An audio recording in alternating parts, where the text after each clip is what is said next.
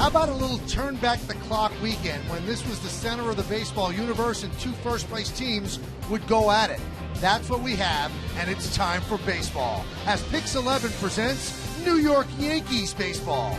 It's the first-place New York Yankees against the first-place Kansas City Royals in the first game of a three-game set from Kauffman Stadium in Kansas City, Missouri. Hello, everybody, and welcome to Yankees baseball along with David Cohn.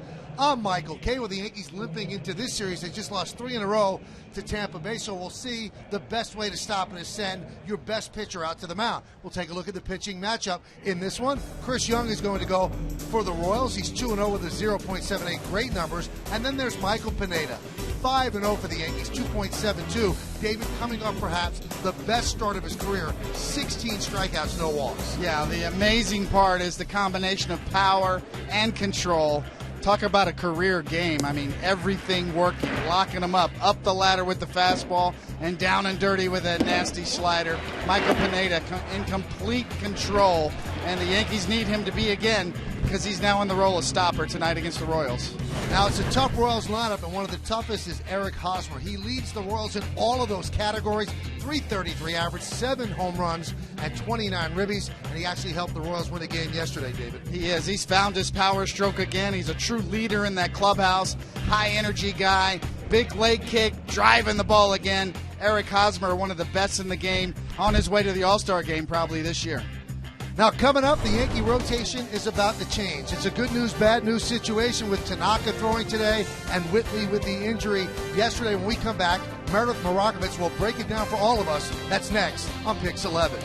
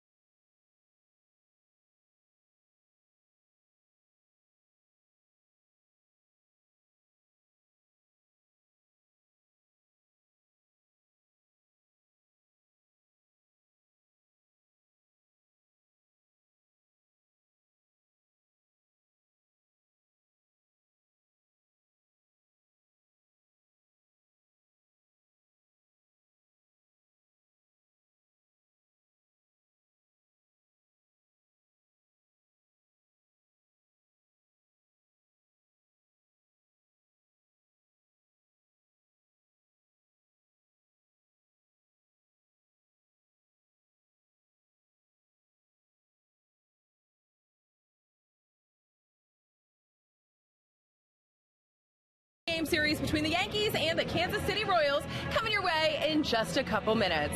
Hi, I'm Meredith Marakovitz. There's been a lot of movement as far as the Yankees pitching staff is concerned, and some good, some bad, but we're going to start with the good news here, and that's Masahiro Tanaka. He was out here on the field at Kauffman Stadium earlier today throwing a 35-pitch bullpen session.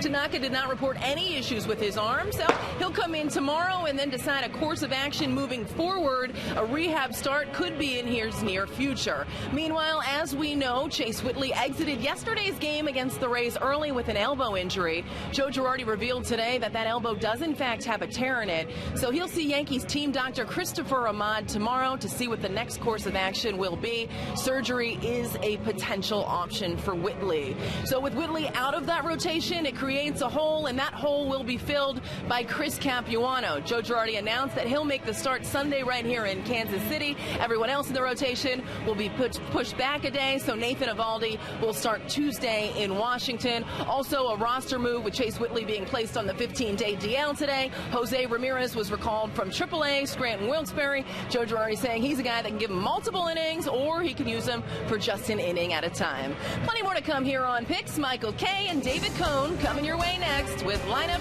first pitch baseball, right here on Picks 11.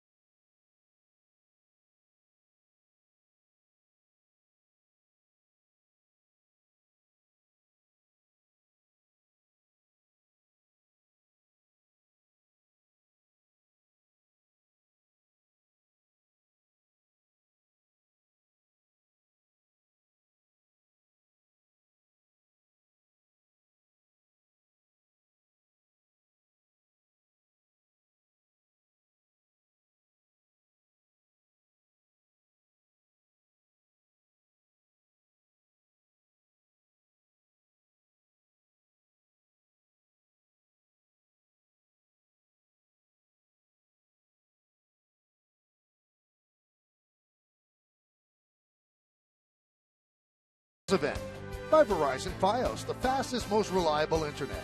By the first ever Lexus NX Turbo, go beyond utility. By Royal Caribbean, the only way to Caribbean is with Royal Caribbean. By City Mobile, bank from almost anywhere. And by Honda, start something special with a great deal on a Honda, now at your Honda dealer. Well, it's a renaissance of baseball here in Kansas City. They went to the 7th game of the World Series against the Giants last year. They lost that game, but it has carried over into this season. They are averaging 10,000 more people per game.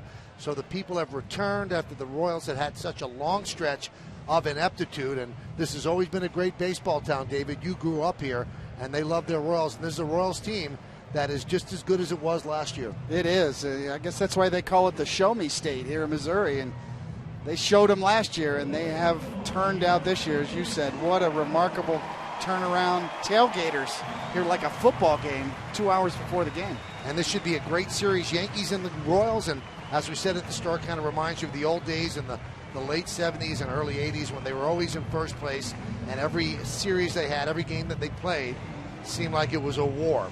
Well, the Royals have taken the field. Chris Young taking his warm-ups, and we'll take a look now at the Yankees starting lineup, which is brought to you by Land Rover, above and beyond. Yankees will lead off their center fielder, Jacoby Ellsbury. In left field, Brett Gardner, he'll bat second. Hitting third, the DH, Alex Rodriguez. Cleaning up first baseman, Mark Teixeira. Brian McCann will catch. He'll bat fifth, batting sixth. The right fielder, Carlos Beltran.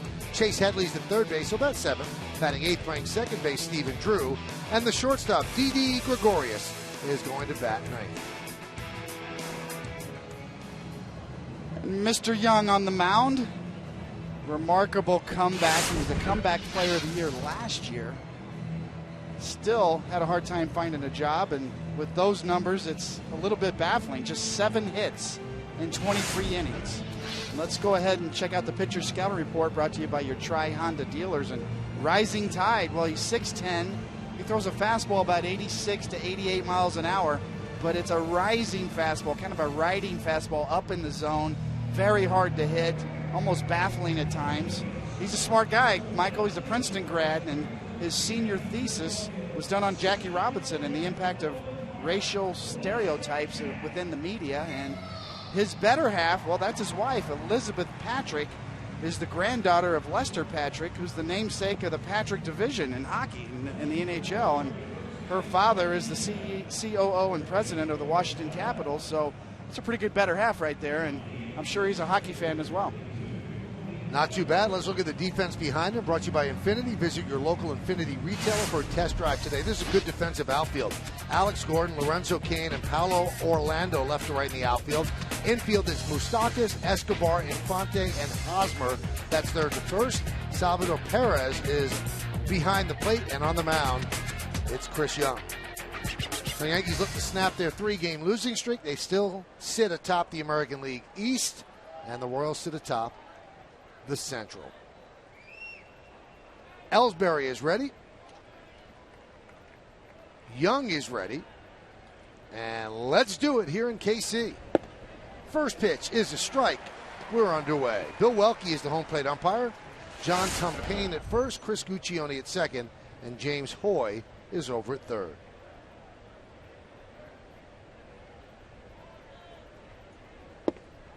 Ellsbury has hit safely in 15 of his last 16. Has a 4-game hitting streak. And he is 33 for his last 81. So he has been just an outstanding player for the Yankees. And those are the numbers we're talking about. 407. Popped up. Alcides Escobar is there and makes the play for the first out.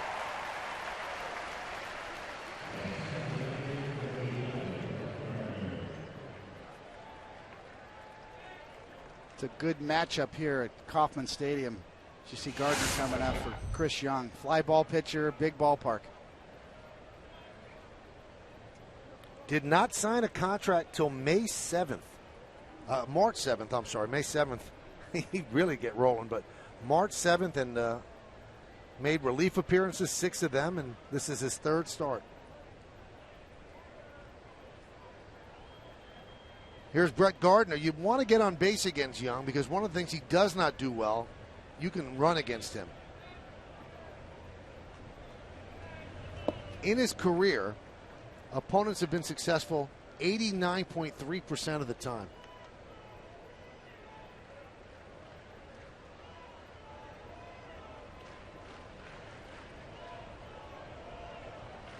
The 1-0. That one is driven into right center field. That's going to be trouble. That ball is one hop up against the wall. Gardner's going for 3. He rounds second, and he'll make it the 3rd standing with a triple.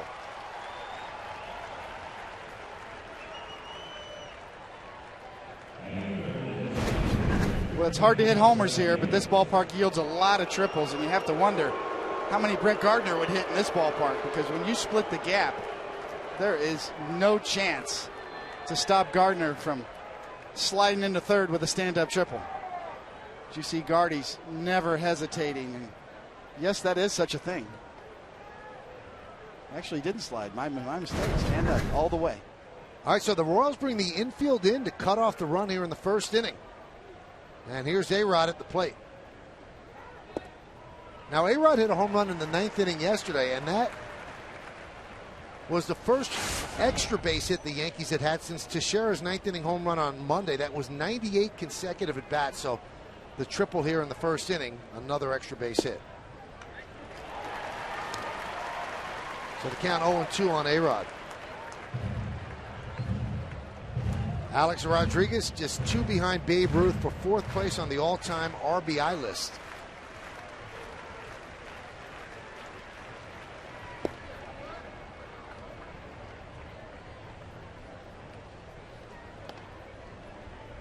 Talked to Alex in Tampa Bay, Michael, and he's really happy about just being the DH. He says it's a big worry off of his mind to have to play third base with his legs, the hip surgeries that he's had. He's really relishing just swinging the bat. 1-2. Foul back here. Really requires a certain mindset, especially a guy who's been used to playing every day his whole career. And one of the best I ever saw was a former Royal, Hal McRae, one of the best all-time DHs.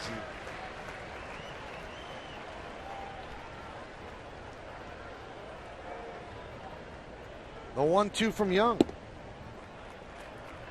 2-2.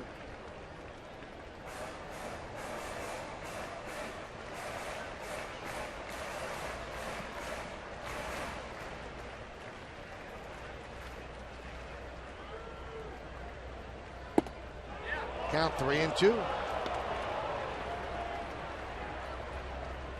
Again, the infielder's in, and on deck is Mark Teixeira.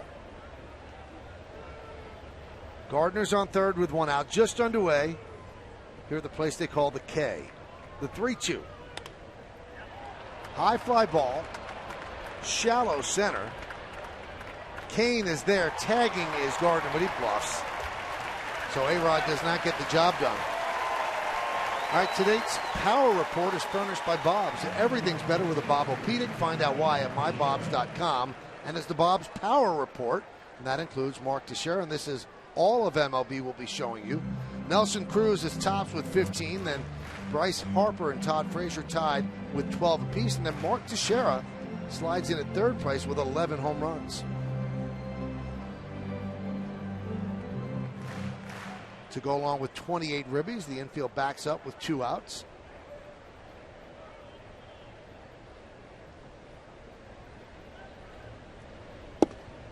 And a strike.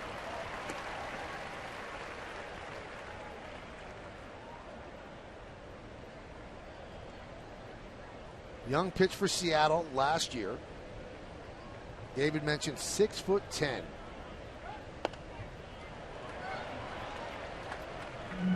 Now, coming into the game, opponents had just 7 hits and 77 at-bats against him for an .091 average.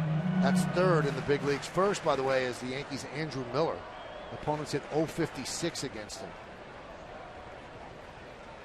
And both of those pitchers have distinctly different stuff. The 0-2. Fouled that off. It's sort of a misnomer to say that a guy has a rising fastball, but when you're pitching off a 10-inch mound, there is less drop on a four-seamer when it's thrown up in the zone, so it appears to sort of ride or rise. The fact of the matter is it just doesn't come down as much, and even at 87 miles an hour, still hard to hit up in the zone. The 0-2. High fly ball right field. Orlando is there, makes the play, and the Yankees don't score. No runs a hit. Gardner's left at third. Yankees nothing, and the Royals coming to bat.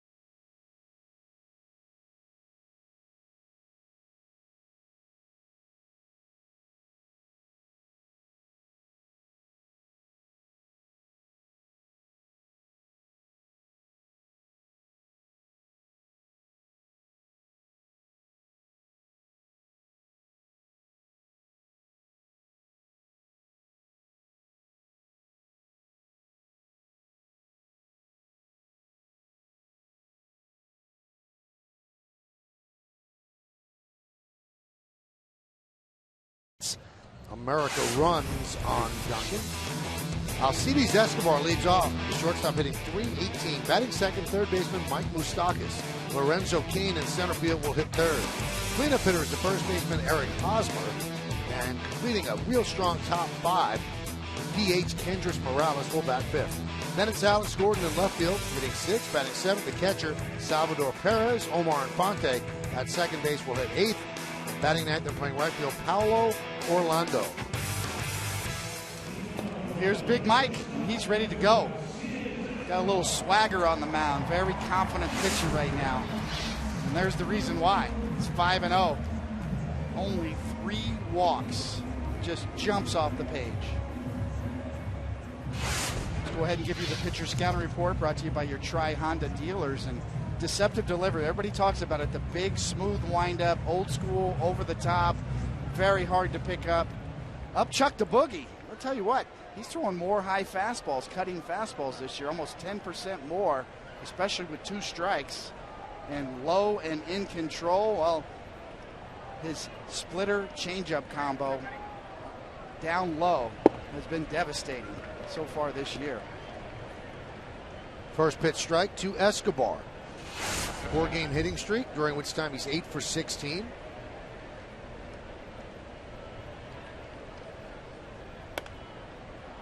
Royals are 22-13 in the early going. You know, actually, Jeff Sullivan over at Fangraphs, they did fantastic work over there. Did a breakdown of Pineda and how many more high fastballs he's throwing with 2 strikes. Almost 10% more this year, getting a lot of strikeouts, and then 10% more, 60% of his off-speed pitches are no more than 2 feet off the ground this year. Popped up. And that makes the seats on the first base side. Let's look at the Yankee defense, brought to you by your tri-state area Volkswagen dealers. Visit bwdealer.com. Gardner, Ellsbury, and Beltran left to right in the outfield. In the infield, it's Headley, Gregorius, Drew, and Teixeira. That's third to first. McCann is behind the plate. Michael Pineda is on the mound.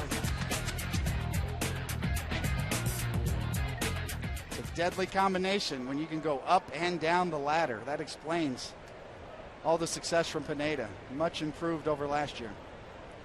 The 0-2.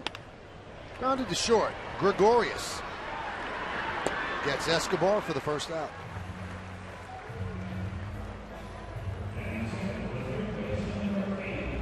Yankees got into Kansas City very late last night, or if you want to look at it as a glass half empty, very early this morning.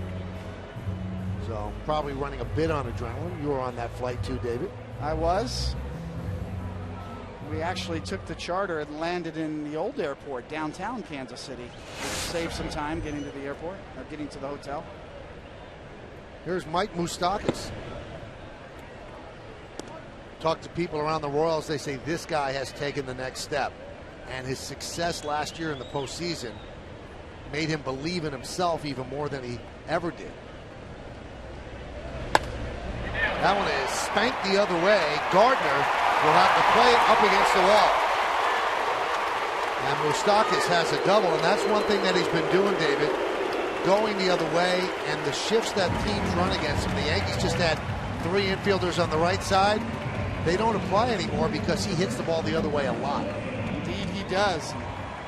Let's go ahead and bring you the keys to the game that are brought to you by Hyundai. And length from Pineda. Obviously, with Whitley leaving after 1.2 innings yesterday, the bullpen was taxed heavily, so the Yankees need Pineda to get deep into the game and get on the board early. Obviously, the Royals in that vaunted bullpen, you just don't want to give them a lead late in the game. They're very hard to come back on, and let's turn the power on. The Yankees only had 1 extra base hit in their last 3 games. They need to get that power stroke going early in this game. Here is Lorenzo Cain.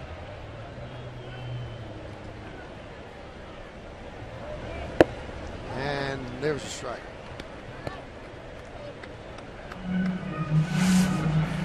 Now, a little bit more on Moustakas. He started last season 0 for 21. Created a huge hole from which to climb out of, and much better start this year. He's a big part of this Royals offense. The 0-1. High fly ball.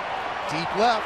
Backing up Gardner, still back on the track at the wall, and it's off the wall. Playing the carom is Ellsbury. Rounding third is Moustakas. The throw home is not in time. It's an RBI double for Cain, and the Royals lead 1-0.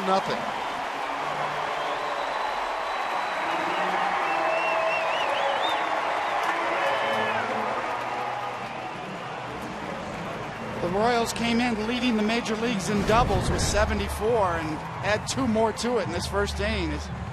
Kane is all over this inner half pitch. You see he's watching a little bit. It's a deep ballpark. The only question is does it get over or not? It does not. And the mistake's going to happen on the relay as Gregorius misses it. As you see Ellsbury right in there, and for some reason Gregorius misses that short hop, and that was the difference. Gregorius gets it with his arm. He's got a better chance to throw home. Here is Eric Hosmer, 11-game hitting streak. And the pitch.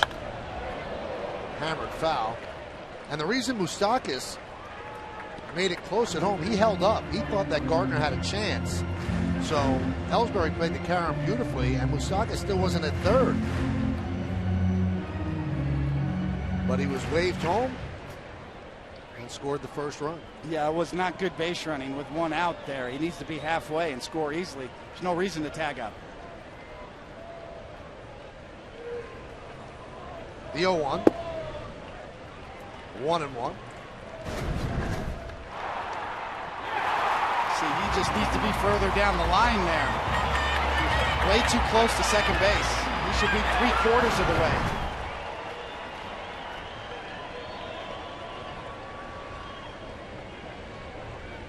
Gregorius hovering behind Kane, trying to keep close at second.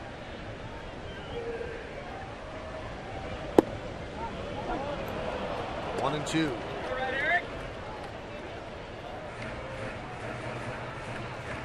It's a really unique offense for the Royals this year, as you see the numbers and the ranks for Hosmer. They don't strike out a lot, they don't walk a lot, but they hit doubles and triples. That one is chopped over the mound. Charging Gregorius fires to first, and they get Hosmer for the second out as Kane moves to third. Boy, Hosmer gets down the line for a big guy. Yes, he does. Really good athlete. Made this a lot closer than it looked it was going to be. Gregorius has got to use his arm strength and whip it over there.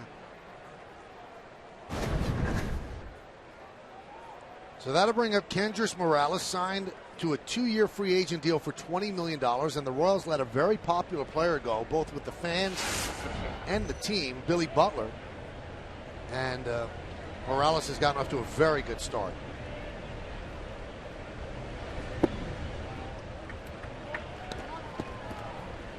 Now, he was one of the free agents last year who signed very late and never really got going. He just really missed the at-bats in spring training and never found his stroke. This year they gave him 90 at-bats in spring training. He played in every game.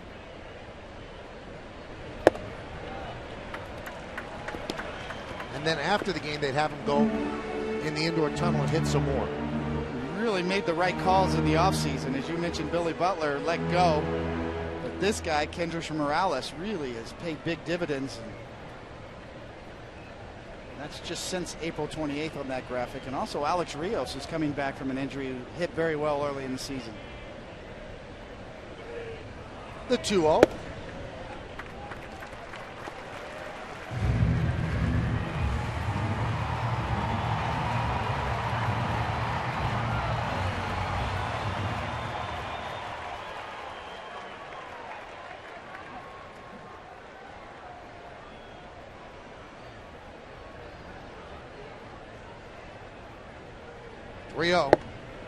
There's a strike.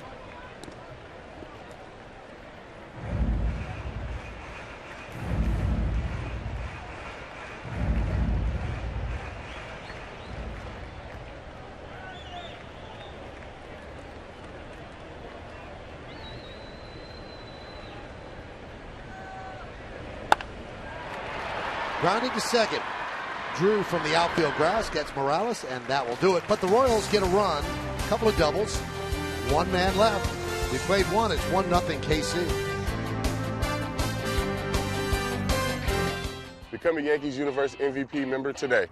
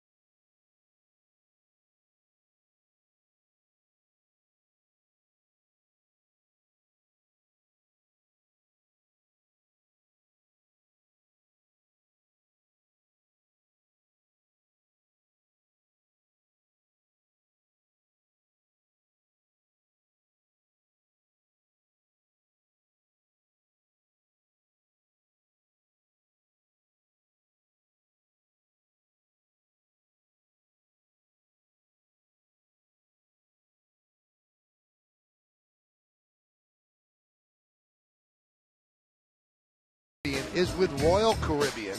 2 more games here in Kansas City. Then Monday is a day off, and then they'll play 2 games against the Nationals. Both of those games on yes. Thursday, another off day, and then the Texas Rangers come to town.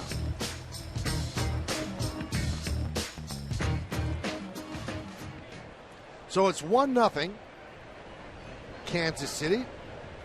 Big birthday here in Kansas City. Mr. George Brett celebrates his birthday.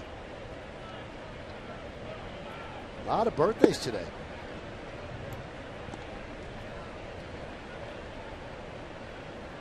So he is 62. That one is driven to right field. Going back Orlando. He has room and makes the play. David, is Brett still big enough that he doesn't have to buy a dinner in KC? Well, I'm sure he gets his fair share of free meals, without a doubt. He doesn't play for golf fees either. He doesn't have to pay. He gets on any golf course he wants. 1999 Hall of Fame inductee. And Keith Hernandez has told me that when David Cone was a member of the Mets, as Beltran hits a high fly ball to right, everyone called him George, which he still calls you because all you did was talk about George Brett. Yeah, that was a mistake when you were a rookie with the Mets, talking about your idol growing up. So, yeah, I've been saddled with that. I even hit like him when I came over to the Mets. Tried to emulate George's style. When I was in Little League, I was a third baseman, and my number was 5. George Brett helped put Kansas City on the map, along with the rest of those great Royals. Hal McRae. Chase Headley takes a strike from Chris Young.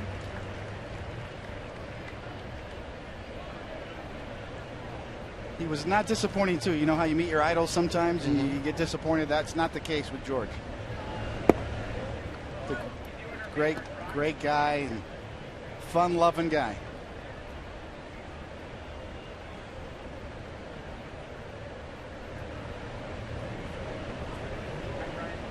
They shift up the middle for Headley, but Escobar does stay on the shortstop side of the bag.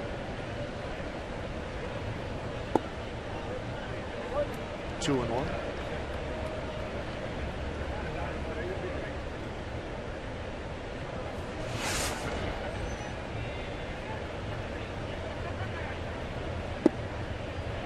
A strike.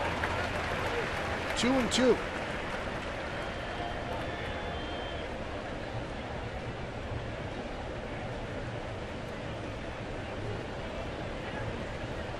And the pitch. Work the count full.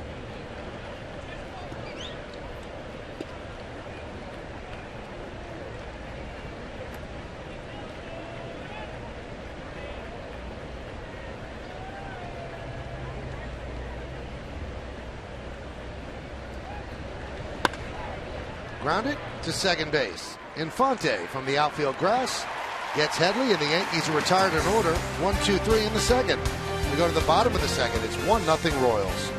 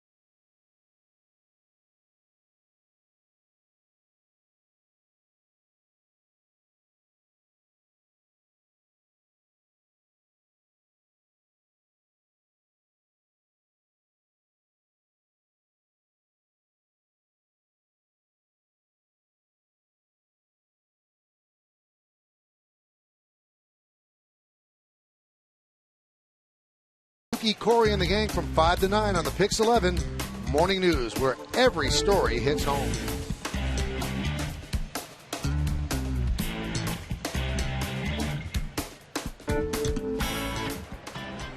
All right, we go to the bottom of the second inning, and Alex Gordon will lead it off.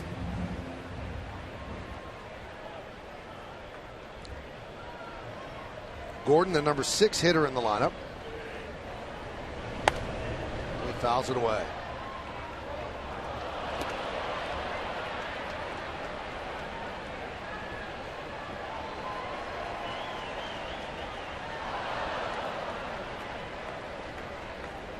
Three infielders on the right side for Gordon.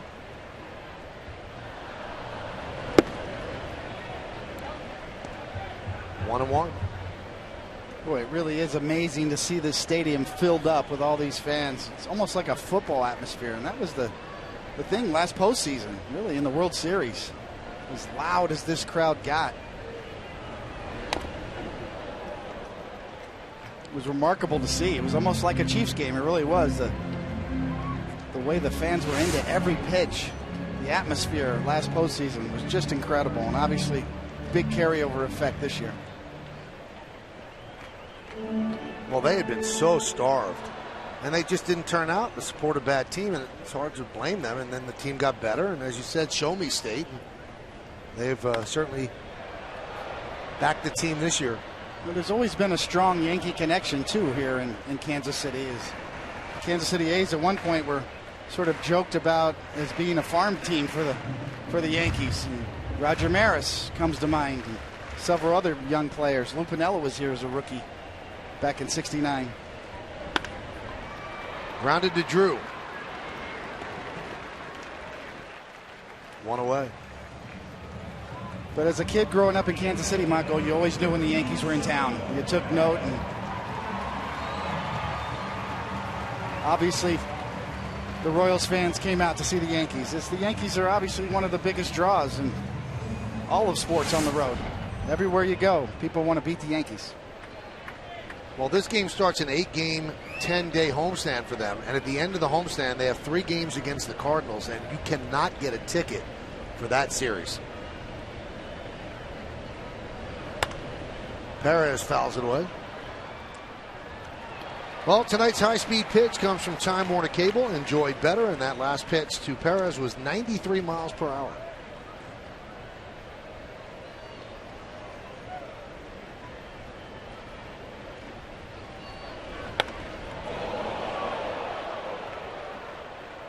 Now, Salvador Perez is a catcher that is pretty much an everyday player. They don't rest him a lot. And they didn't play him yesterday against Texas, and it was big news. He's a big catcher, 6'4", and Ned Yost said, I think he's worn down a little bit, but we have to have him in the lineup. Their backup catcher is Drew Butera, the 0-2.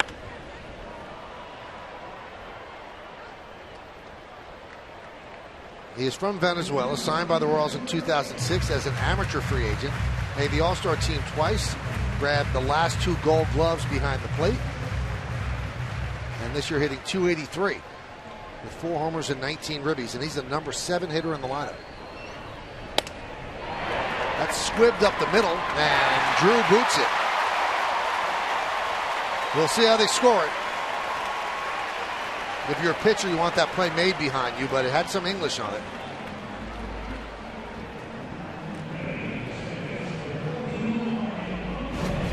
Indeed it did, Michael. It's off the end of the bat and off the mound, and that last little short hop got Drew off the heel of his glove. Well, they scored an E4. Right there at the last minute, it comes up off the heel of the glove with a lot of spin.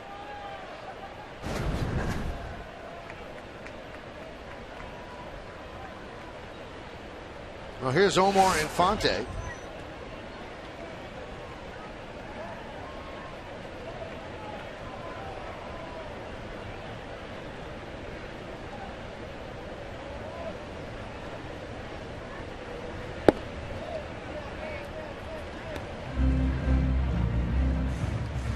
Was Omar Infante a couple of years ago that the Yankees were in the mix for trying to sign as a free agent. The Royals actually outbid the Yankees. been a bit of a disappointment so far offensively. I think the tiebreaker was they were willing to go to the fourth year and the Yankees were not. Swing and a miss.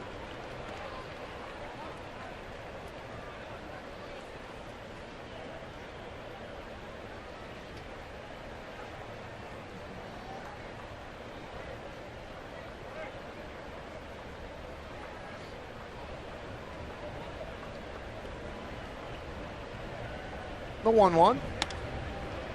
Lofted to fairly shallow right. Beltran had him played beautifully for the second out. It's definitely a different adjustment for pitchers, namely Michael Pineda, in facing the type of team that the Royals are. They're so aggressive, swing at everything. As I said before, they don't walk and they don't strike out. Almost last in the league, second to last in the major leagues in walks. And also the hardest to strike out. So what a combination, yet they still have good on-base percentage overall collectively. And based on hits, doubles, and triples, lead the league in hits. Here's Paulo Orlando, who has 5 triples. 29-year-old rookie, only the 3rd big league player ever from Brazil. For most of his life, he just played baseball on the weekends. It's a big soccer country. But he caught the eye of a couple of scouts, and here he is in the big leagues at 29.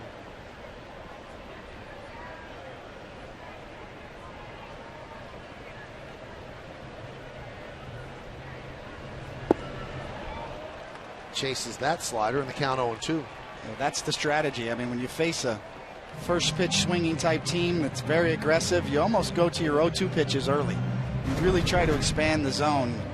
Both of these pitches, this is almost like an 0-2 pitch, and you can see the wave.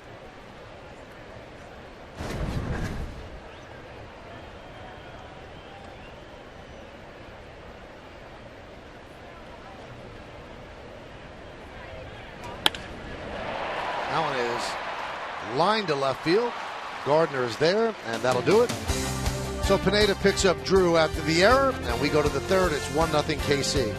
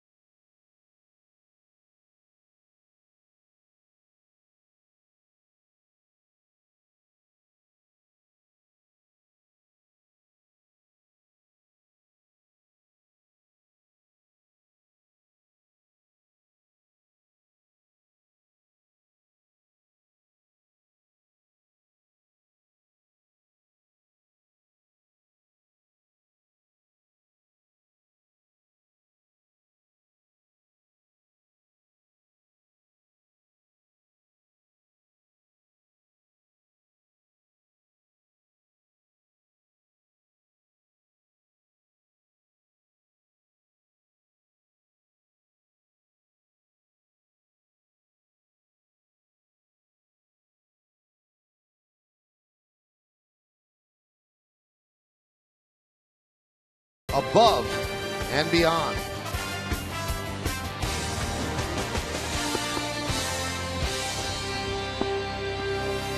Now this game, not quite a sellout. It's close, but the Royals were concerned there was some bad weather in the forecast. But boy, it rained today like you would not believe. I mean, you expected Dorothy to come flying by. It was unbelievable for about an hour and a half. Maybe that was the rain they were expecting today.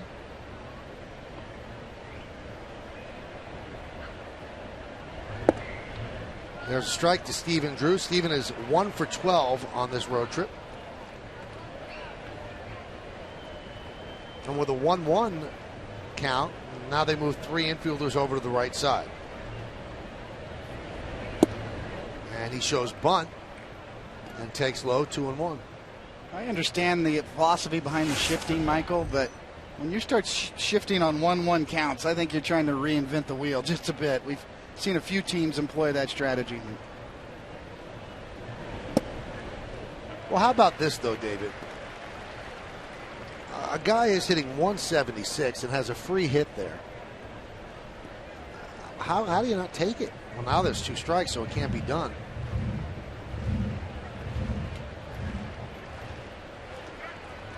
And the 2-2. 3-2. Well, it's an excellent point. I think a lot of people would like to see Drew do that, but this is what I'm talking about. I mean, really, we're going to slow down the game because in the middle of a count, we're going to bring this guy over there, and that's going to make a big difference. Popped up. Going to be a long run. It falls in the field of play, foul, but no one can get there because of the shift.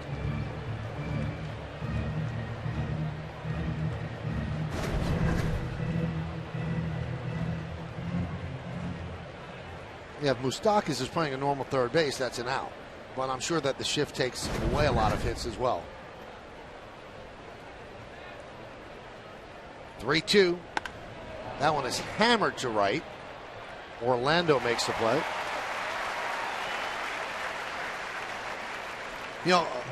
A line drive like that is what keeps Joe Girardi continuing to pencil in Drew's name in the lineup. He was asked yesterday. He said, we see good things. We think he's about to break out. But it has been a long stretch for Stephen Drew of hitting under 200.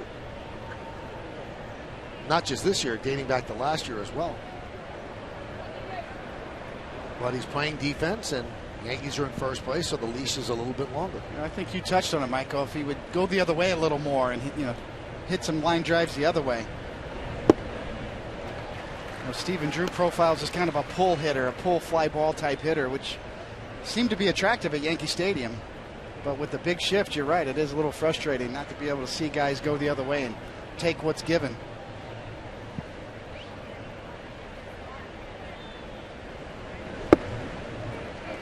We talked about Moustakas, who has always played 3 infielders on the right side, and they had an exhibition series against the Astros. And he bunted 3 times to get hits and grounded balls for base hits the other way. And all of a sudden, everybody in the Central Division doesn't shift against him anymore. So you could change the way teams look at you just by going that way just a little bit. No doubt about it. It's time for hitters to react to the modern day shifts. I think you're going to see more and more of that over the rest of this year and into future years. Gregorius pops it up. Perez is there. 2 outs.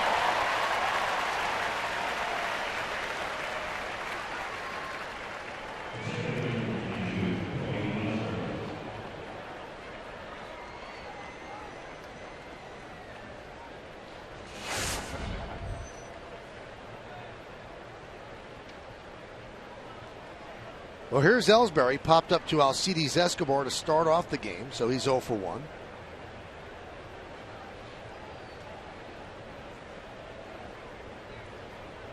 One nothing Royals. We are in the top of the 3rd inning.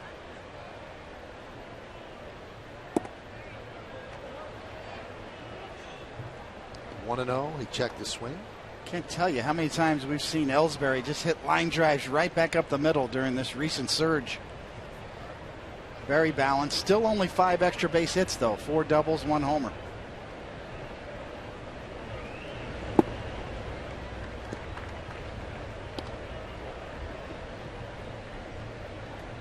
David mentioned that Chris Young went to Princeton, and he also played basketball in Princeton. And there was a game that he scored 20 points against Kansas at Allen Fieldhouse. So he had some game. You can't teach height.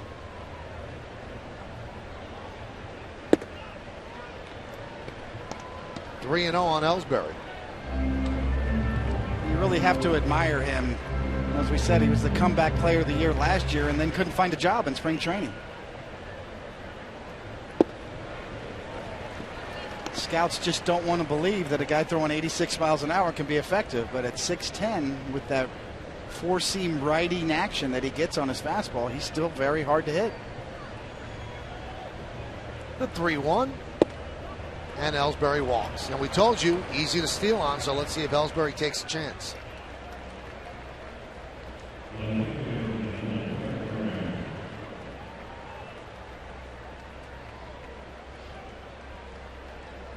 That'll bring up Brett Gardner, who tripled in the first inning. We have a battle today of two tall pitchers. And Paul O'Neill said something interesting during the Baltimore series. He said, tall pitchers have an advantage because you are trained to look at a certain point for a release point. And all of a sudden, it's way higher than it is for other pitchers, 5-6 inches. He said, you really have to adjust, and it takes a while. He said, they have an advantage every time they're on the mound.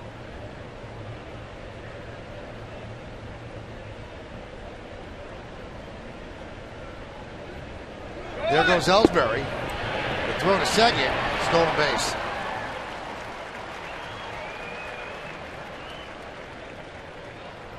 You almost see a wry smile on Perez's face because he really had no chance. Ellsbury's halfway there before Perez even gets the ball.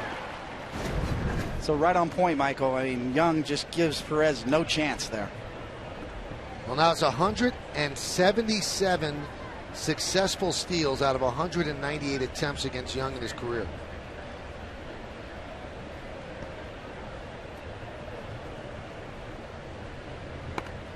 Push the bunt toward third. It's foul.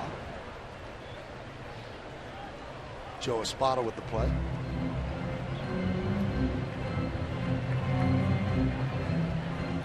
You can sort of understand what Brett Gardner's thinking there with Alex Rodriguez on deck, but debatable as to whether go ahead and swing the bat and try to get an RBI here with 2 outs. And he's hitting .320 this year with runners in scoring position.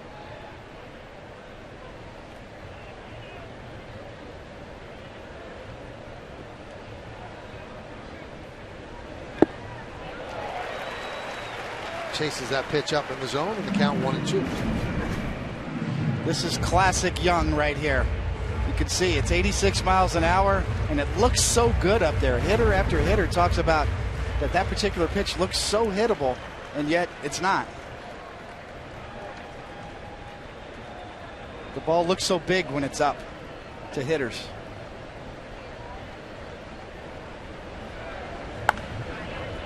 High pop-up in the infield.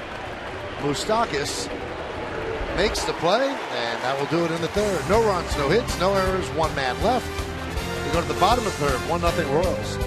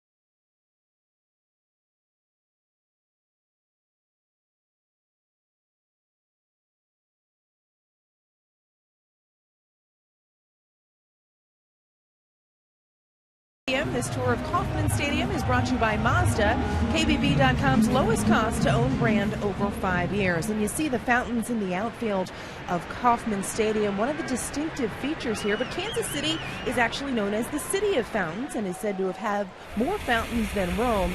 The unique water sculptures celebrate generations of Kansas Cityans, and there's actually a fountain day where all 48 publicly owned fountains are re-energized. It's held the second Tuesday of every April every year.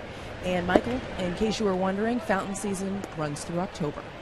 Nice. I knew that, and that's why I'm keeping score today with a fountain pen. I knew it. Yeah. I knew it. Yeah. See what you did there. The 0-1 to Escobar. Swings at a high pitch and pops it up. Gregorius makes the play, 1 down.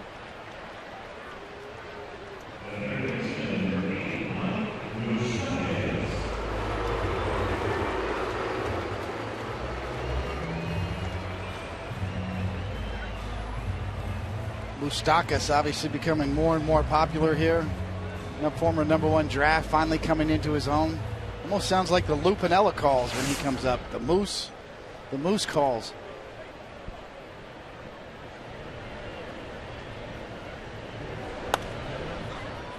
Well, some of these guys don't get cheated. They really swing hard and early. You take note, first pitch, they are ready. They do not spot any pitchers a first pitch strike.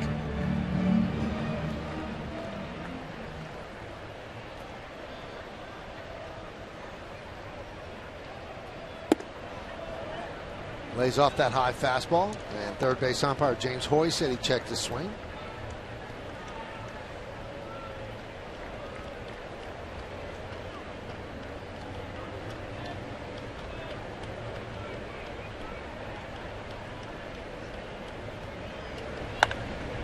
Ripped past to Sharon down the right field line. Moustakas rounds first. He's going to second. Playing it out there is Beltran. Moustakas going for third. And he is going to make it. Triple. Mike Moustakas, a double and a triple for the Royals third baseman.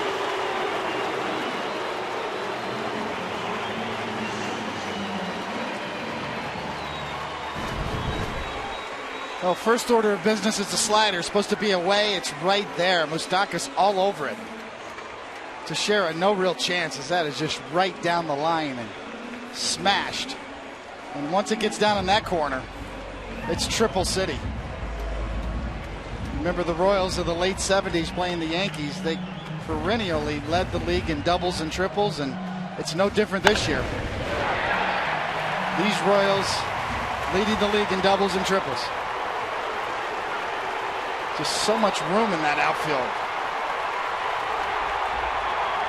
Well, the Yankees now bring the infield in to cut off the run. Lorenzo Keane at the plate. He doubled in the first to drive in Moustakas then. That'll be 1 for 2. That's what you call sliding into third with a stand-up triple.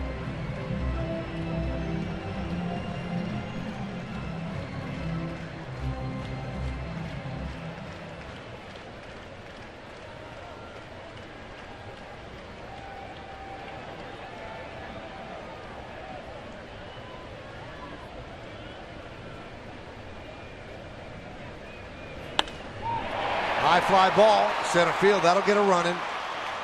Ellsbury makes the catch, tagging Moustakas, he'll score, and it's 2-0 Kansas City.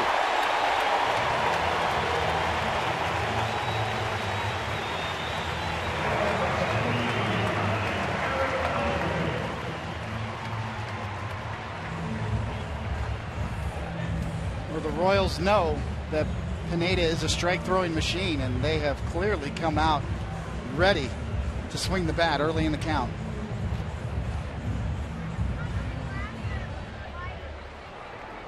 There is such a thing as throwing too many strikes with a very aggressive hitting team. Also, with 2 outs into the third inning, and a guy who had 16 strikeouts doesn't have a strikeout yet. A strike to Hosmer. Also has not walked the batter, so as David said, he pounds the strike zone.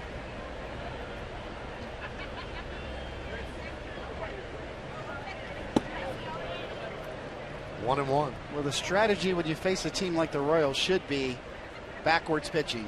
You should throw your deep count pitches early in the count, meaning treat almost the first pitch as if it's a 1-2 count. You throw your off-speed stuff early, try to get them to chase early, and then you can finish with the fastball. That's what's called pitching backwards. Traditionally, pitchers like to get ahead with their fastball and finish with their secondary pitches. Against an aggressive team, you almost have to reverse that.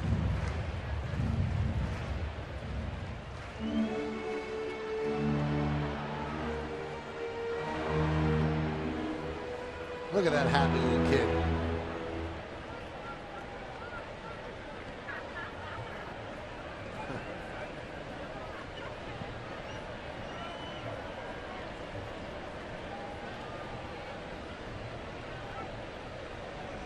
And the 1-2. Rounded to second. Backhanded by Drew. He gets Hosmer. And that will do it. But the Royals get another run. A triple by Moustakas and a sac fly by Kane. Become a Yankees Universe MVP member today.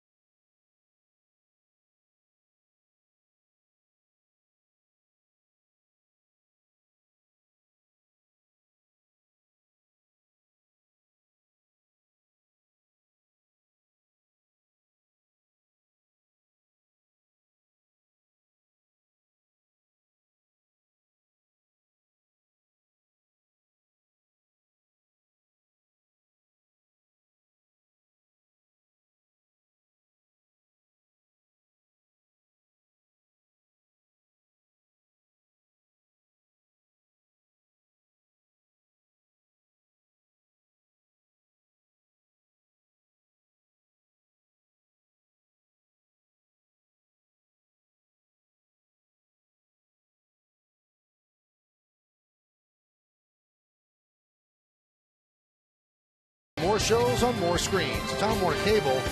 Enjoy better.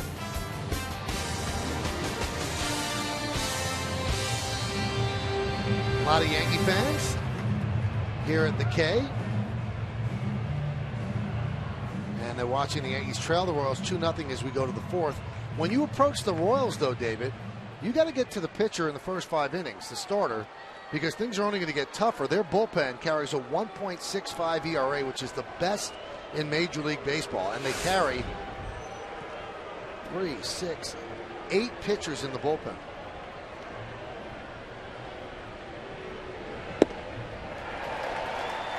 Well, there's no doubt that is the one sort of weakness on the Royals so far. They really don't have many. That bullpen is as good as it gets in depth and power. Their defense is outstanding.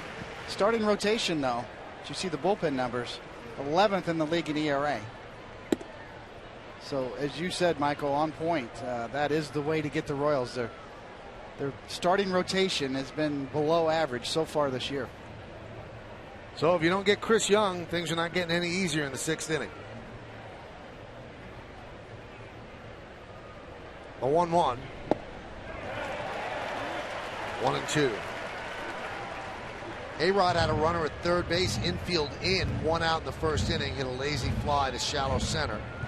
Didn't get the run in.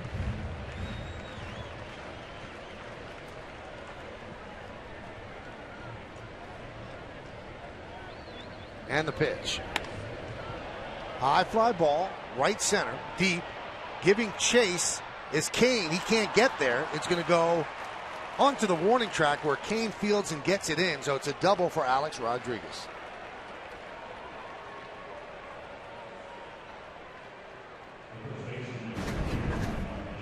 This ball goes a long way.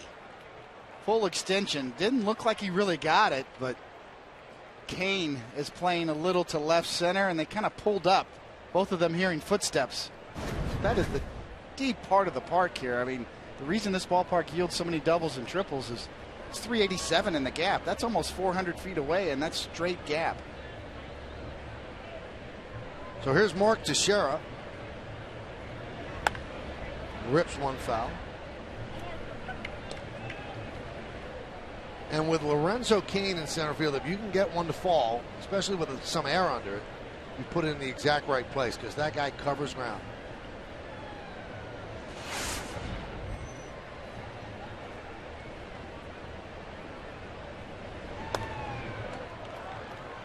Oh, 0-2.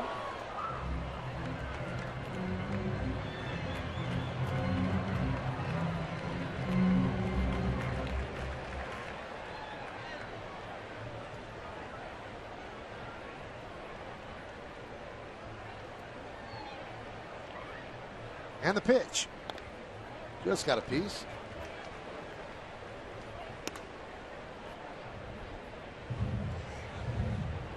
Not a lot of mystery to Young. Predominantly fastball slider.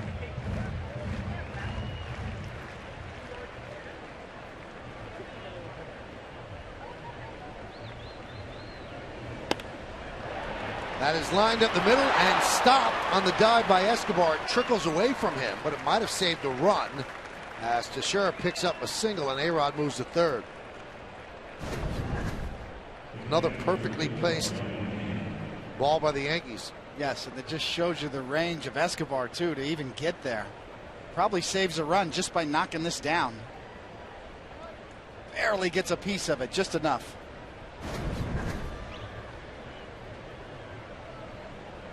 Well, now the Royals will trade a run for a couple of outs. They're a double play depth for Brian McCann. Yankees trail 2-0.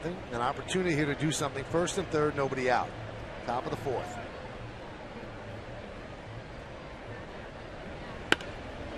Line to right field. Orlando makes the play. Tagging is A-Rod. He'll jog home. It's a sac fly for McCann. The Yankees are on the board. It's 2-1 Royals.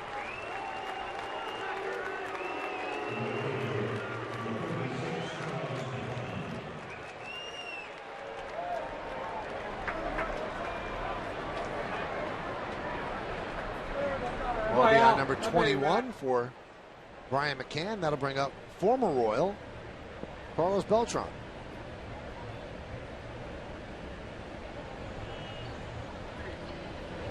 Boy, for a while the Royals were producing outfielders they could not afford to hold on to. Jermaine Dye, Johnny Damon, Carlos Beltran. They would not have missed the playoffs for all those years if they were able to sign those guys.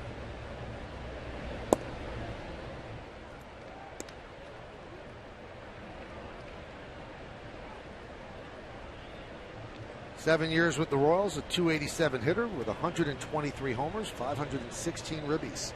Now, classics, power and speed guy.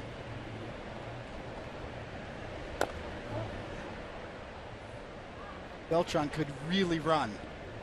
Seems like eons ago at this point, but he was playing center field for the Royals. Well, he was one of the better runners in the league.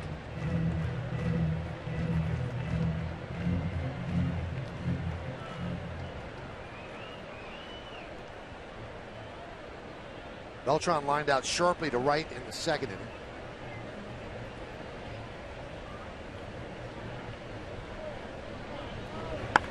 Line foul.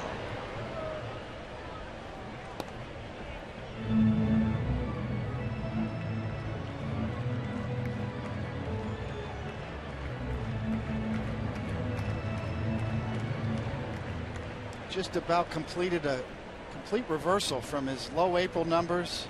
Been very hot in May, trying to sustain it here through the middle of the month.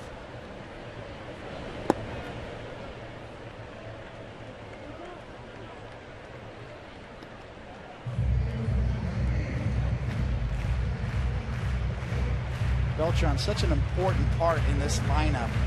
Really the three switch hitters. I've talked about it before, and so versatile to be able to have Headley, Teixeira, and Beltran all going together at the same time.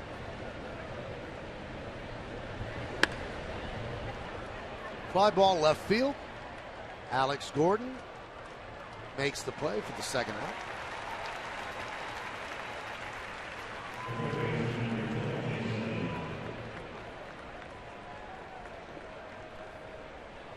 And that'll bring up Chase Headley. Headley grounded to second. That was in the second. So he's 0 for 1 and 4 for 12 on this road trip.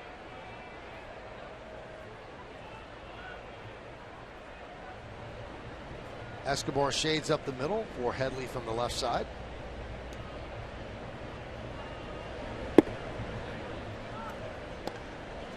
Always at 86, 87 with the fastball.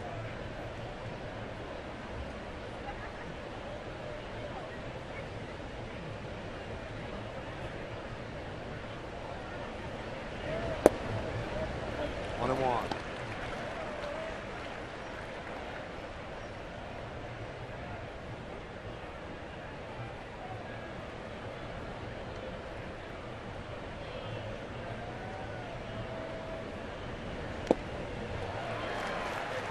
Now 1-2. Classic Young there. He's got good control of the slider, and hitters shaking their heads, swinging through 86-mile-an-hour fastballs just above the belt. Good swing right on it. What happened? So many hitters have that feeling against Young. 2-2.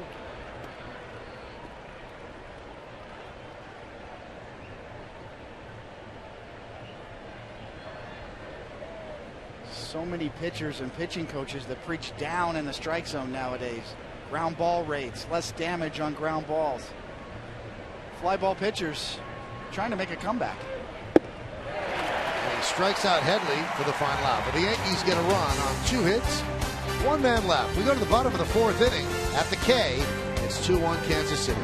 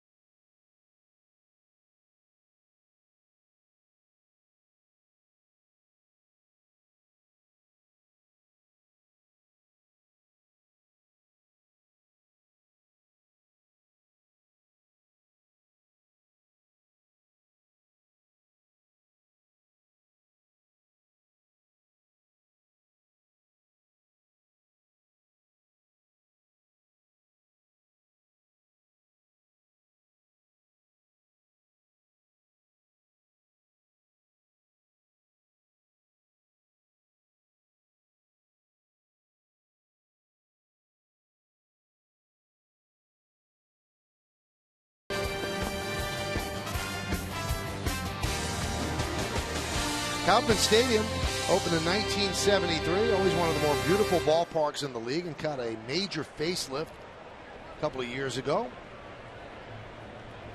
And the crowd's coming back, not because of the facelift, but they have a better team. Here's Kendrys Morales.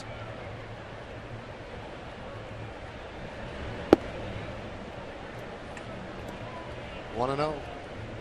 2-1 Kansas City over the Yanks. We're in the bottom of the 4th. First game of a 3-game set.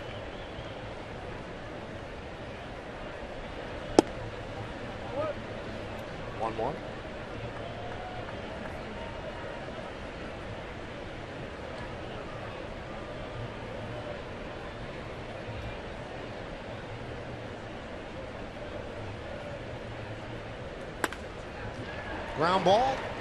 Grabbed by Drew. From the outfield grass, he gets Morales for the first out.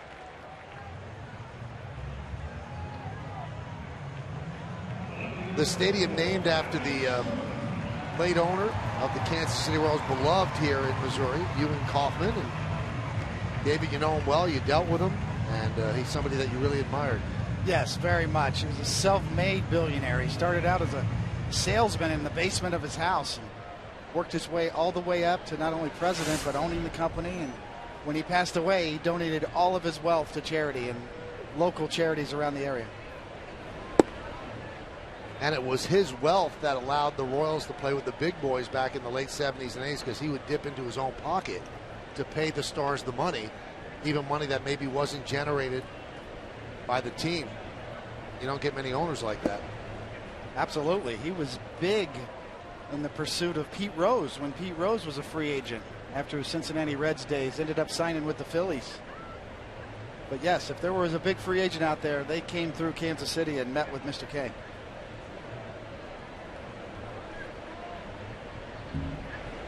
And when he brought you back to the Royals, it was his personal touch. He negotiated with you himself. He did personally. And he was ill at that time. He was ill at the time. He and his wife, Miriam, were just so generous. Loved this area, loved Kansas City. Still to this day making an impact with what he left to charity. Muriel Kauffman.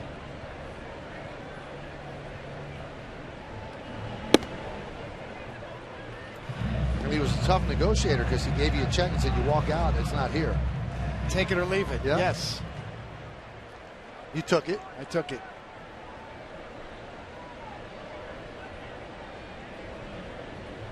The 2-2. Now, you also negotiated with George Steinbrenner yourself.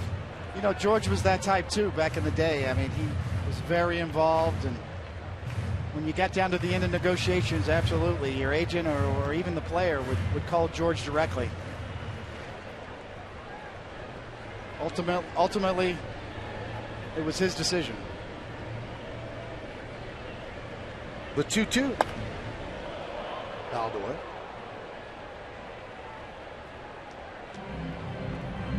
Well, that's what got Bernie Williams to stay with the Yankees. He was close to leaving as a free agent and just didn't want to go, and circumvented his agent and called up George Steinbrenner on his own. I really want to stay. Can we get this done? I'll call you back. And it was done.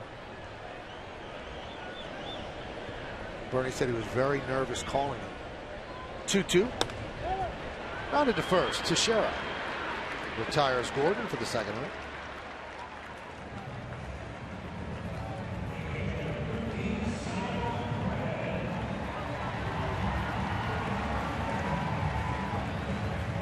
Here is Salvador Perez.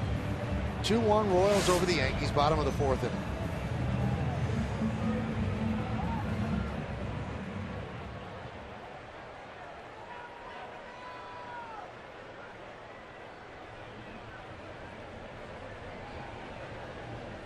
.53 pitches, 40 strikes, 13 balls for Pineda.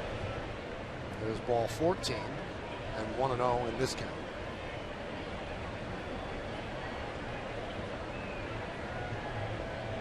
Still looking for his first strikeout after a game with 16. But the most important thing, he is now the Yankee ace. You can cut it any way you want. Anybody on the disabled list, he's their best pitcher. And when you're the stopper, it's his job now to stop a 3-game losing streak before it becomes unmanageable.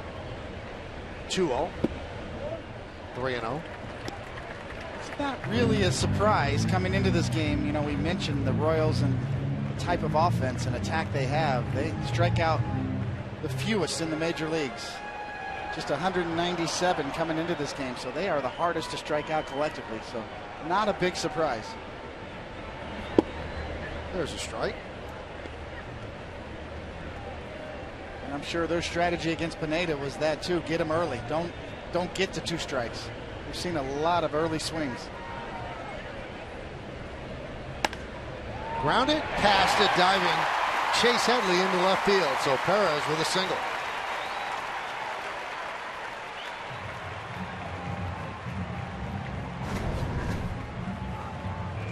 Yeah, even with the shift, Finds the gap. Hit well, though, on a 3-1 cutter. Perez all over it.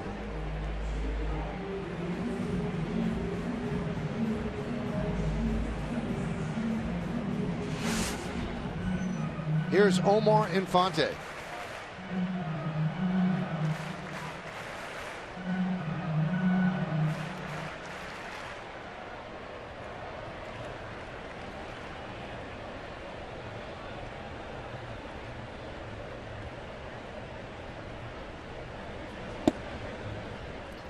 One and 0.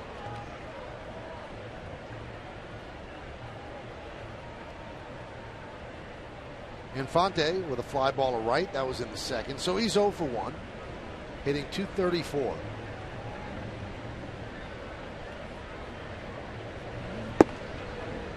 Fastball strike.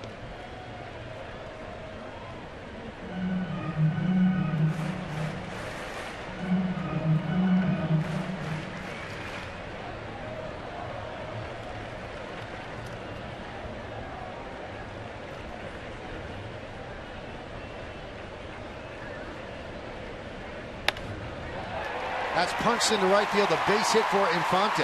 Perez will stop at second. Beltran gets the ball in. So a couple of 2-out singles. That'll bring up the number 9 batter, Paulo Orlando. High cutter up and away, off the end of the bat, just enough. Almost tell by the sound of the bat.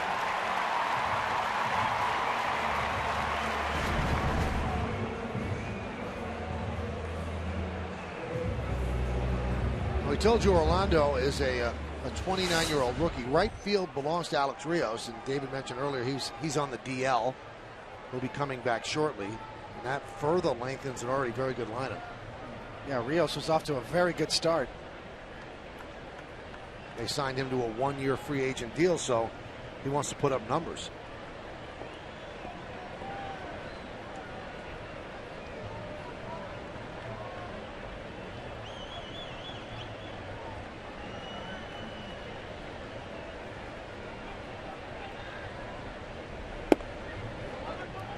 One and 0.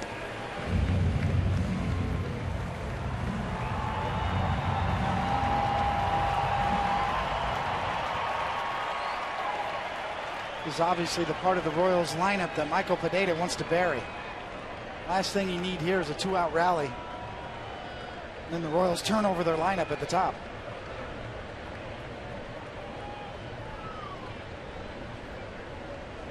One 0.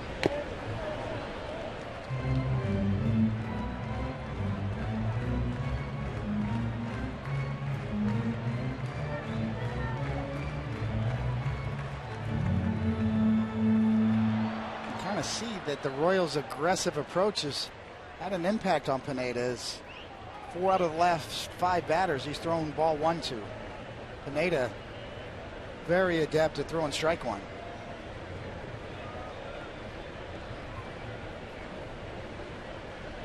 One. Now 1 and 2.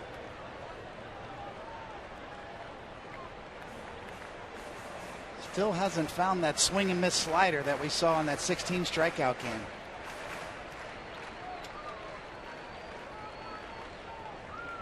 '65th pitch here in the bottom of the 4th.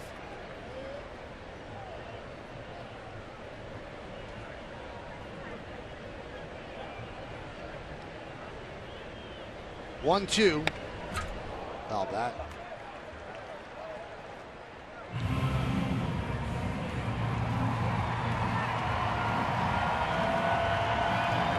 Turned into a tough inning for Pineda here. This will be the 23rd pitch, as you see that pitch count jumping up there a bit.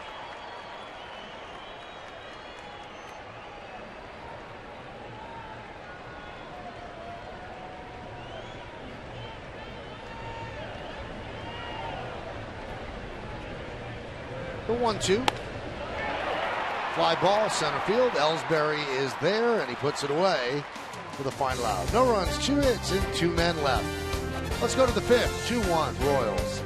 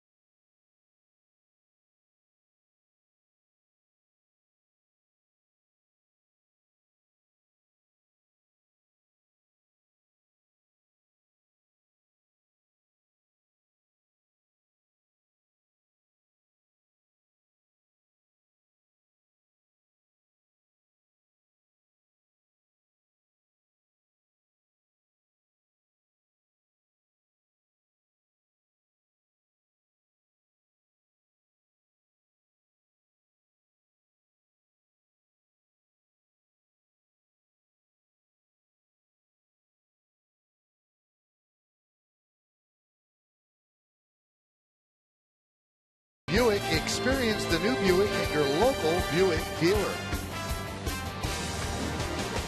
Well, through 4, it's Royals 2, Yankees 1. Yankee offense has been struggling of late. They had an 11-run outburst on Monday in St. Pete, and in the 3 next games, all of which they lost, they had 6 runs total. So they've got to get it going. As we mentioned, the deeper you get into the game against the Royals, the less chance you have, because their bullpen is so shut down. Here's Stephen Drew lined out to right in the 3rd. So now the shift is not on. Now they shade up the middle with Escobar, but when it went to 1-1 last time, they moved Moustakas from 3rd over to the right side. High drive, right field. Orlando back, and he makes the play. 1 out. That's not even in the gap at Kauffman Stadium here, and that's 387. Just shows you how deep this ballpark plays. And when you were growing up, David, it was artificial turf, so outfielders didn't have a chance. A hard line drive, a hard ground ball would go into that gap. Yes. Here's Gregorius. Didi on this road trip, 1 hit and 14 at bats. He fouled out to the catcher in the 3rd inning. Right off the thumbs and grabbed out of the air by Escobar for the 1st out. 2nd out.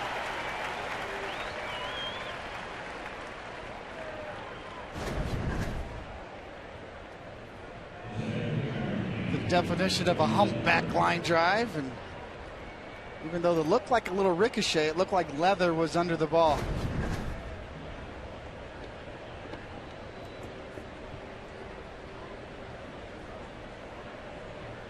So here's Jacoby Ellsbury. He's 0 for 1 with a walk and a stolen base. The walk and the stolen base obviously came in the 3rd. The fantastic on-base percentage so far. .420.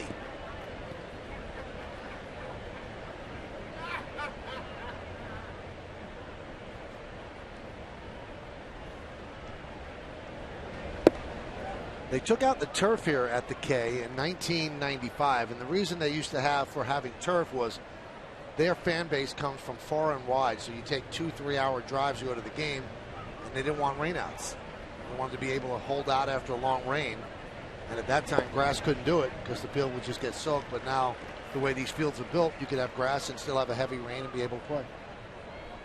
And the ironic part about all of that is that they had the best greenskeeper or grounds crew guy in the history of the game, George Toma, famous grass expert. Actually, we worked with the NFL for years, did the Super Bowl for years.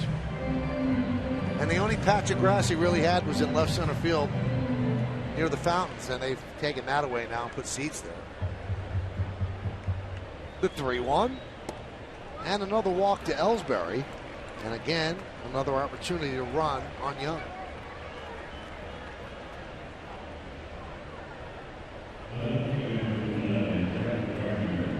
Brett Gardner tripled in the 1st inning and popped to 3rd in the 3rd.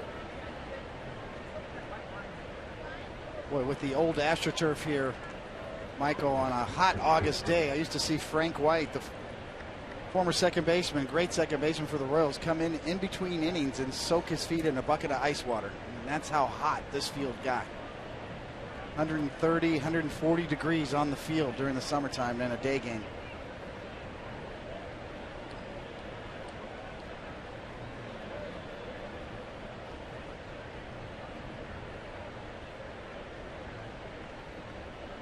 His rubber spikes, his cleats would actually melt before the game was over. Well, Dave, if you remember when the MSG Network used to broadcast the Yankee games and Al Troutwig was part of the crew, one hot summer day here, he fried an egg on the artificial turf, and it sizzled and fried. Trying to keep Ellsbury close because the warning track was also rubber. So there was no relief. That's when the late great Dan Quisenberry, the Hall of Fame reliever for the Royals, used to break out the hose, the fire hose, and hose down the fans down in the bullpen.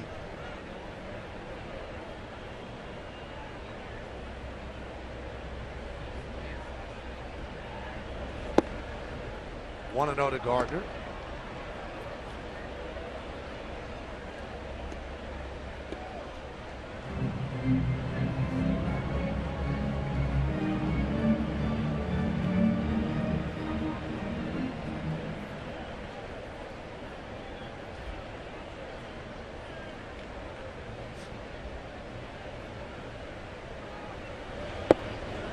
There's a strike.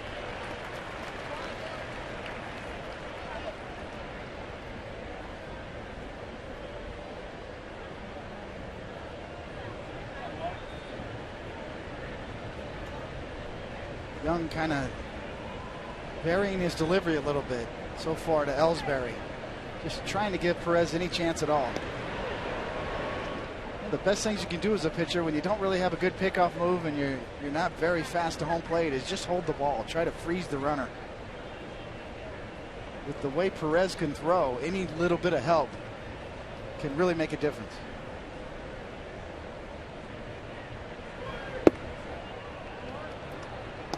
Two and one. Last time Ellsbury went on the first pitch. Now 3 pitches have gone by. He's talking with Tony Pena.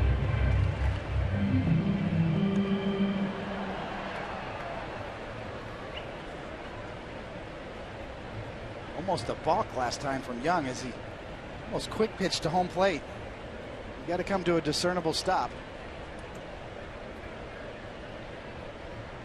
There he goes. No, he stopped. It was a bluff. Popped up.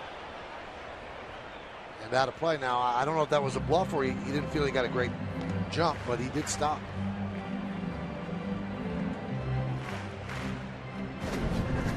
What do you think, David?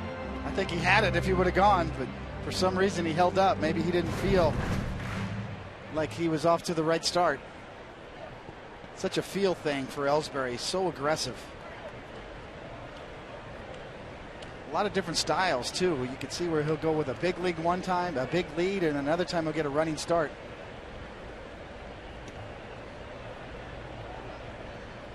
One of the most aggressive and daring base runners in the major leagues.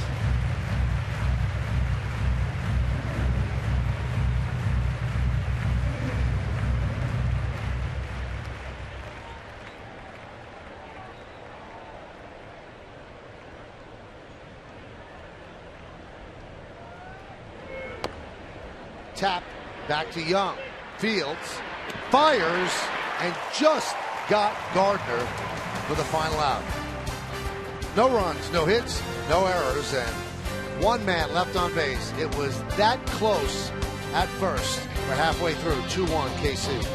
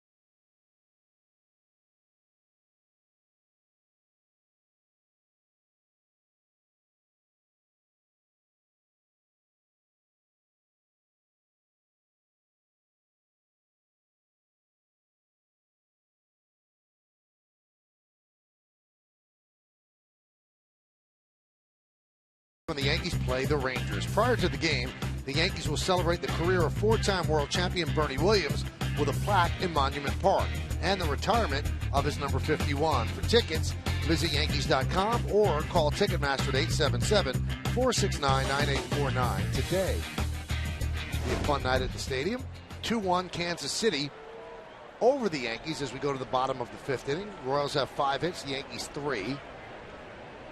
Yankees with 1 error on a ground ball by Stephen Drew did not lead to a run. Top of the lineup for the Royals, starting with Alcides Escobar. 1-0.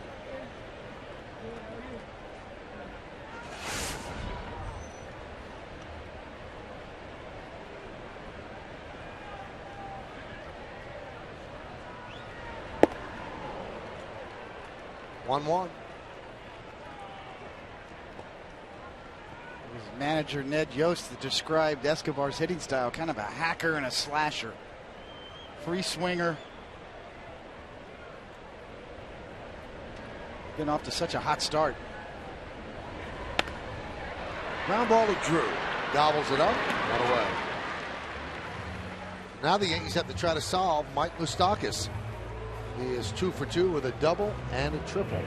MLB.TV Premium, the #1 live streaming sports service, celebrating 13 years. Watch every out-of-market game live or on demand in true HD on over 400 mobile and connected devices. Real-time highlights, live look-ins, a pitch tracking widget, and more every night on every device. Blackout restrictions apply. Visit MLB.TV for details. Double in the first, triple in the third. He scored both runs. And they have the shift on for Moustakas. Pitch is high. Still no strikeouts for Pineda. Trailing in the game 2-1. Well,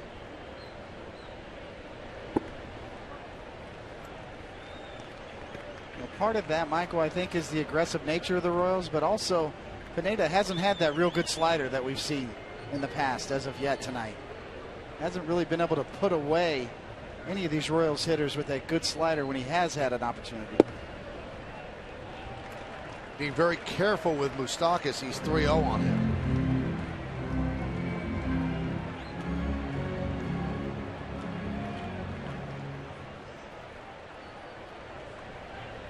See if they green light him. They do. He fouls it right back. Not a fastball.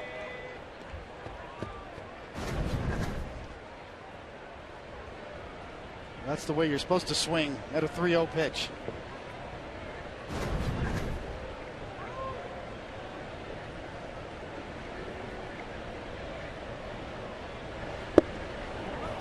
Got that fastball by him, so it's just strength against strength. The count goes to 3-2. Just goes to show you, sometimes you just need to have patience with young players, as Moustakas was almost written off.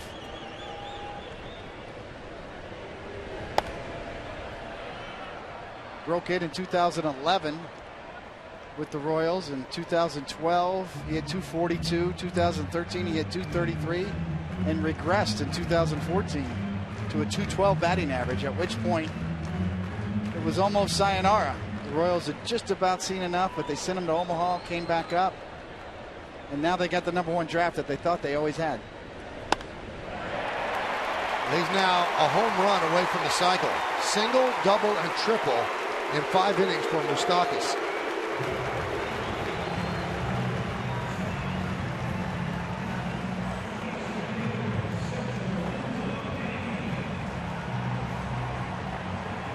It's going to be an interesting race in the Central. The Royals are 22-13, a game ahead of Detroit. The surprising Twins under Paul Molitor, 19-16, 3 out, and then 2 teams that were supposed to be battling for a playoff, Chicago and Cleveland, they're on the bottom of the division, and who's to say that they won't have a hot streak to turn it around? The Indians have really been disappointing.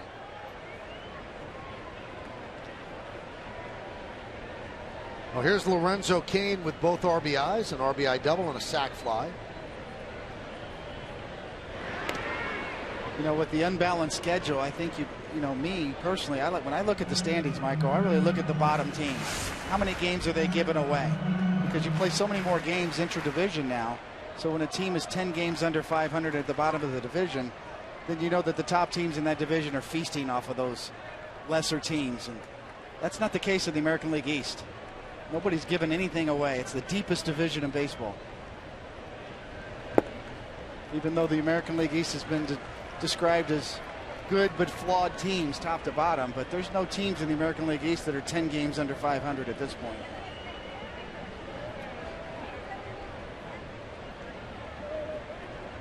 Matter of fact, every team in the American League East has taken a shot at being in first place through the first 36 games. A really black and blue division.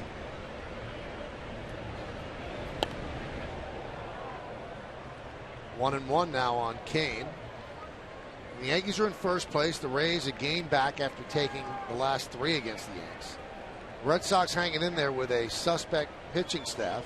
Blue Jays 4 back and the Orioles 4.5. So 1 week changes everything. Not much separates the top from the bottom. And the Yankees have done a good job because most of their first part of the schedule has been on the road.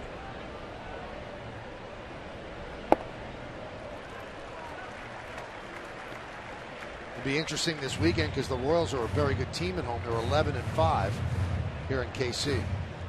Well, a prime example is the NL Central. St. Louis is 24-10 and Milwaukee's 12-23. They've given away 11 games. St. Louis is 17-7 versus the Central. So you can see why St. Louis has such a good record, feasting off of Milwaukee. 2-1. 2-2.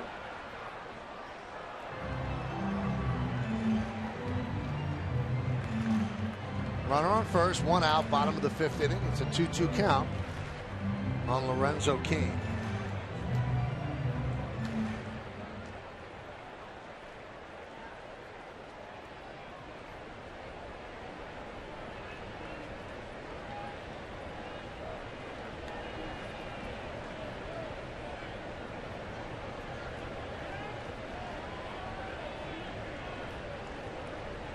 Two.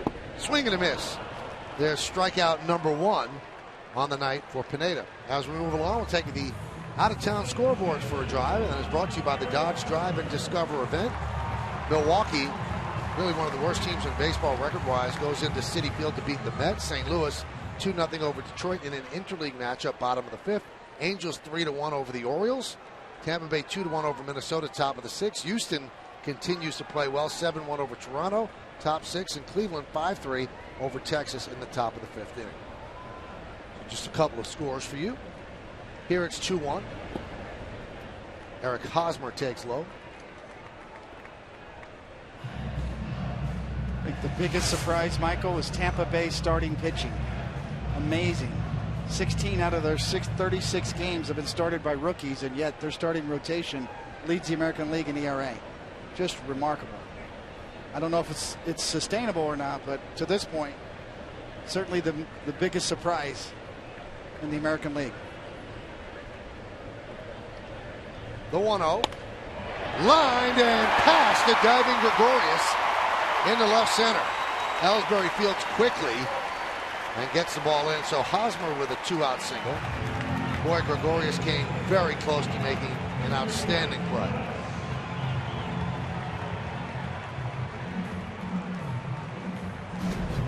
Everything Hosmer hits seems to be on the button nowadays. And Gregorius did make a good effort. Just missing. And that base hit for Hosmer. He extends his hitting streak to 12 straight as McCann will go out and talk with Pineda.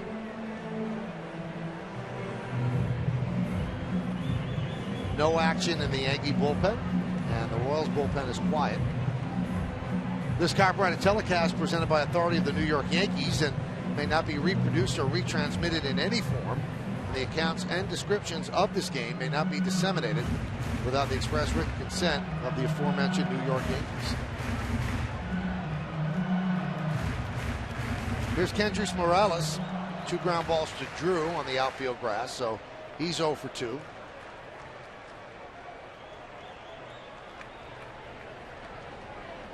He has a 9-game hitting streak coming into this one.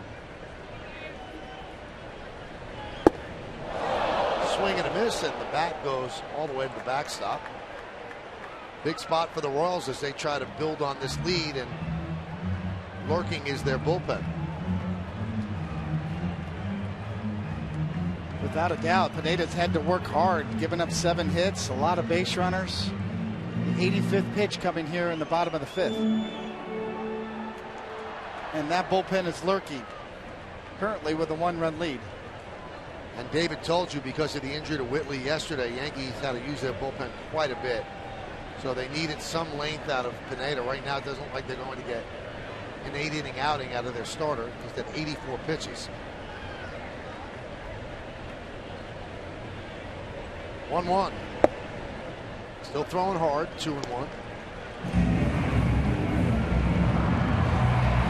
Now they do have an extra pitcher because Whitley went on the DL and Jose Ramirez was called up. Certainly one of the strengths of the organization is bullpen depth on down into AAA. First and second, 2 outs. 1-2. Gets away from McCann.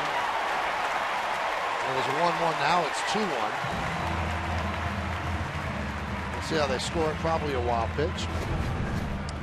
Well, whatever it scored, it's just not a good effort. Change-up coming. McCann tries to pick it instead of block it.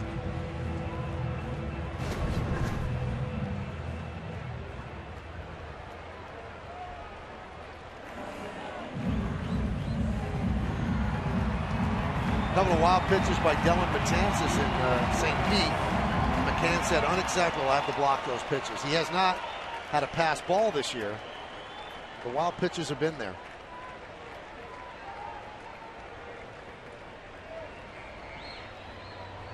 The 2-1. Ground ball to Drew. And Pineda works out of trouble. No runs, 2 hits, no errors, and 2 men left on base. Let's go to the 6th. 2-1 Royals.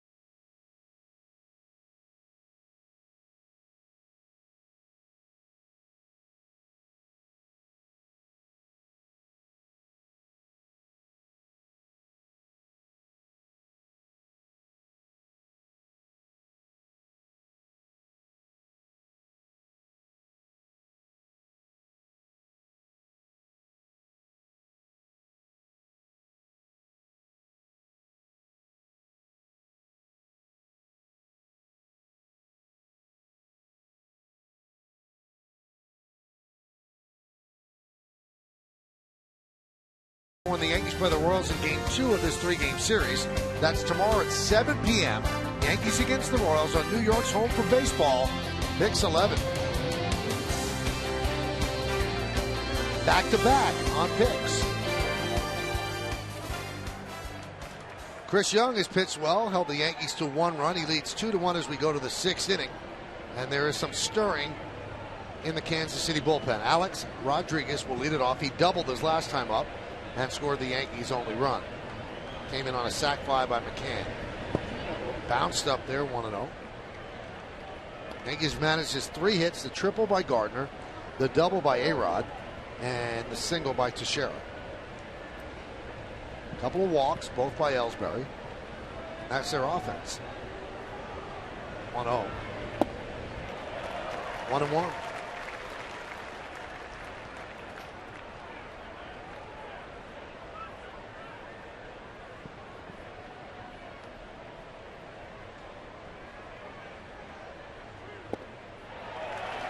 It's really been a good year for the Royals in terms of who they picked in the offseason. Namely, this guy was a good pick. Nobody else wanted. Really paying big dividends. We mentioned in the lineup, Alex Rios currently on the DL, really played well. Morales, guy in the bullpen, Ryan Madsen. A-Rod waves at 3 pitches, 1 away. Good little slider. He does have excellent control of this pitch. Just enough sliders to keep you honest, along with the high fastballs.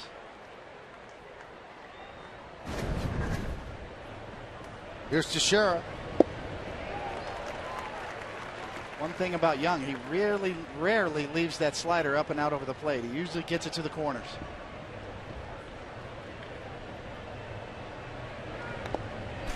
Young has allowed 1 earned run in his 3 starts, and that's the run the Yankees scored in the 4th inning. So he has been a surprise for Kansas City as he moves into the rotation.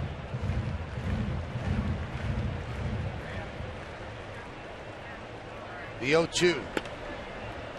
Fly ball shallow left center. Long run for Kane, and it drops in for a base hit. So Teixeira with his 2nd hit of the night.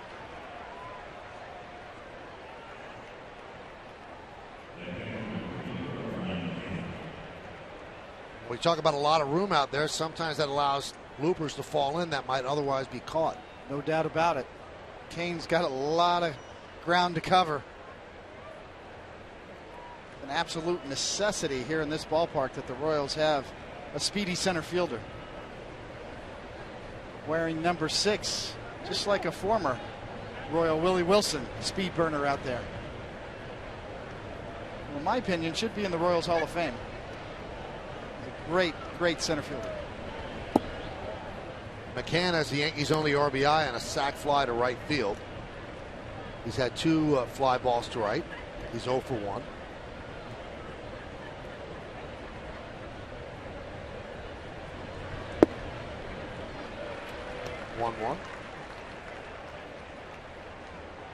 And with 1-1, Moustakas then moves over to the right side.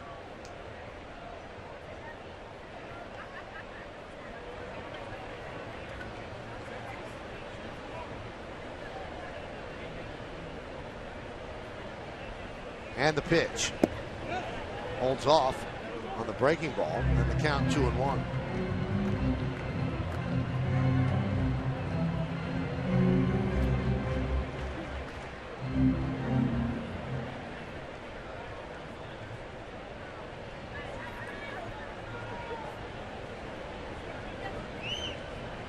Teixeira leads off first.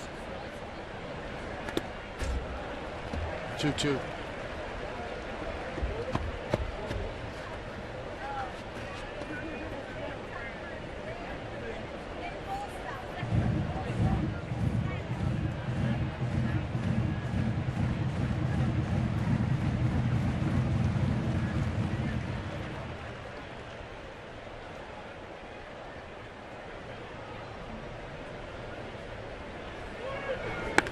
That one is cracked to right center. Long run for Kane, and he makes the play. Getting back to first is Teixeira. What a play by Lorenzo Kane to take an extra base hit away from Brian McCann.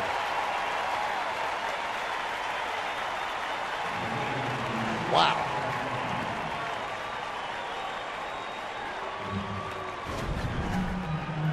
Well, this is the way Willie Wilson used to do it.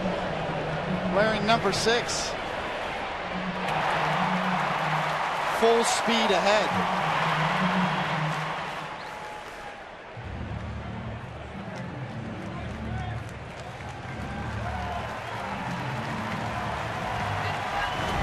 Covering some ground, and that's going to do it for Young. And Ned Yost makes the call to the bullpen, brought to you by Verizon, America's largest and most reliable 4G LTE network.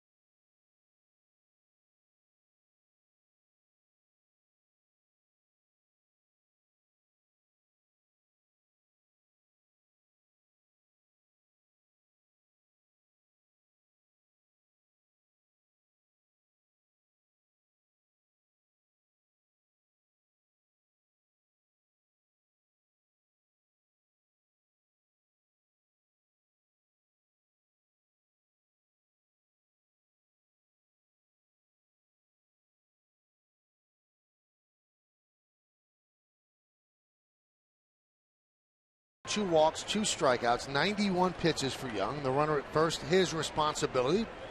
And the Royals bullpen has been great. And they don't have any hesitation to go there. They bring in Franklin Morales. And there's where they rank in Major League Baseball. Top ERA. And Beltran rips one inside third and down the left field line. Teixeira will rumble to third, and they will hold him right there. It's a double for Beltran.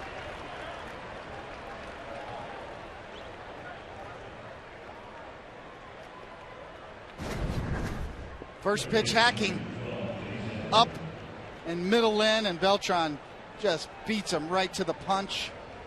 Moustakas, a courtesy dive, no real chance.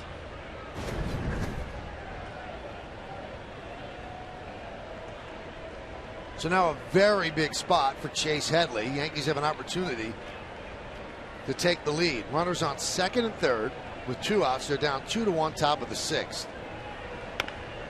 Nub the other way. Hosmer fields, flips to Morales, and they get Headley, and that will do it.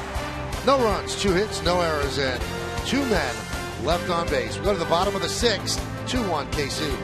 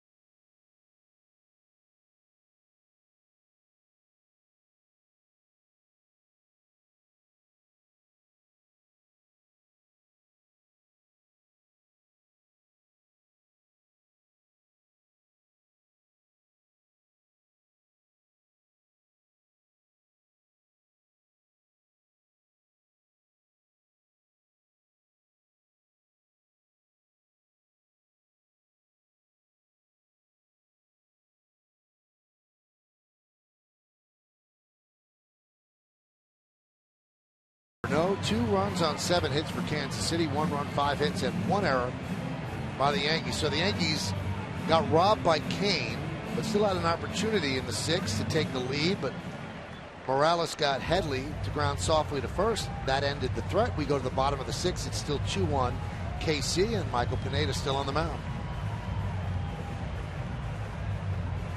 He'll face Gordon, Perez, and Infante.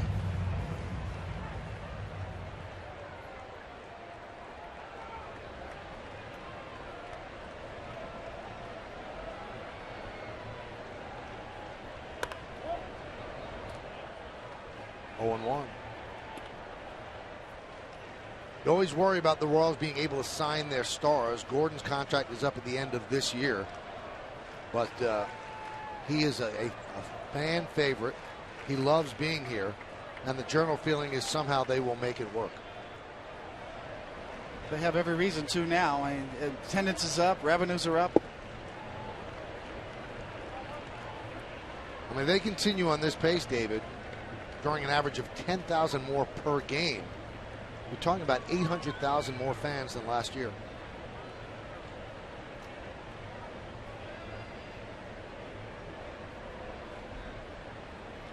The 0-2. 1-2. One of the problems with the Royals is they haven't really realized, like a lot of other major league teams, the bump in revenue from local television. They've been locked into kind of a bad TV deal for several years, and got a couple more years to go on that too. Line to right field. It's a base hit for Gordon. Beltran will play it off the wall. Gordon is at second with a leadoff double in the sixth.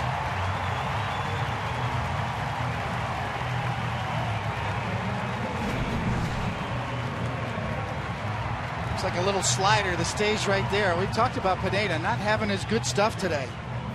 Leaving some sliders there. Now right back in trouble in this inning. Really had to work hard. In some ways, it's been pretty impressive to face this Royals lineup and without your best stuff and still keep the team in the game. Going to have to work hard here with the leadoff double. Here's the Royals catcher, Salvador Perez.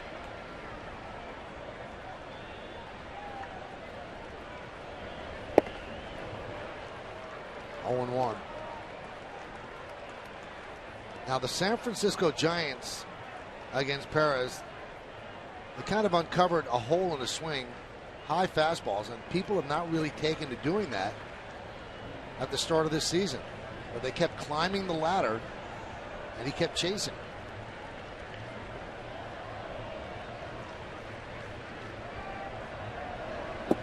Tries to bunt, misses, count 0-2. What a great World Series that was. And, you know, the Royals would have won the World Series if not for the otherworldly performance of Madison Bumgarner. Out of the bullpen in Game 7. Dominant. 90 feet away.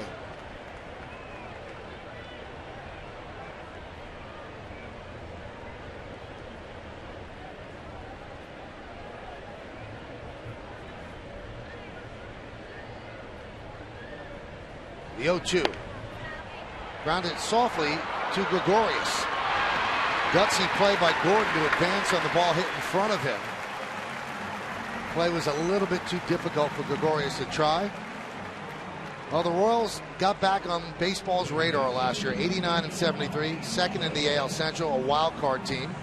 Ended the longest active postseason drought. They defeated the A's in a wild card game that John Lester was pitching and had a lead.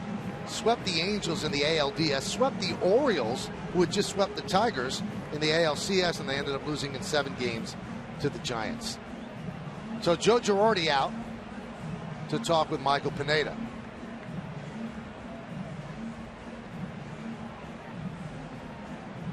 No one's up for the Yankees, so this is a strategy discussion. The infield will obviously come in and maybe talking about the possibility of a bunt. Infante handles that very well. Yes, with Ned Yost as the manager, anything's possible. Certainly a suicide squeeze.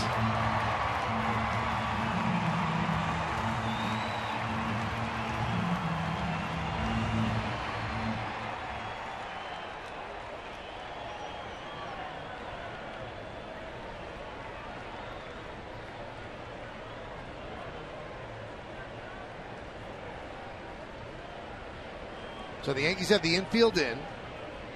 Gordon's at third. One man out. 2-1 Royals, bottom of the sixth.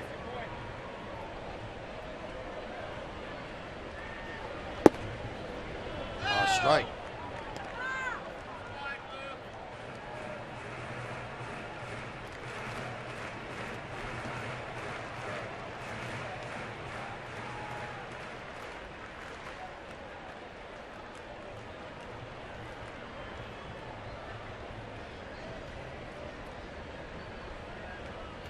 The 0-1.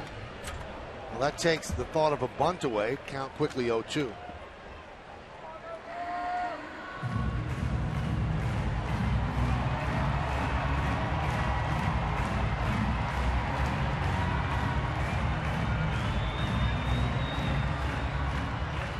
Pineda clearly in strikeout mode here.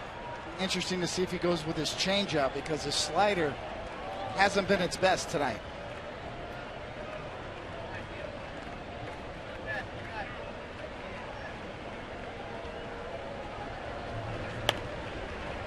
Fouled away.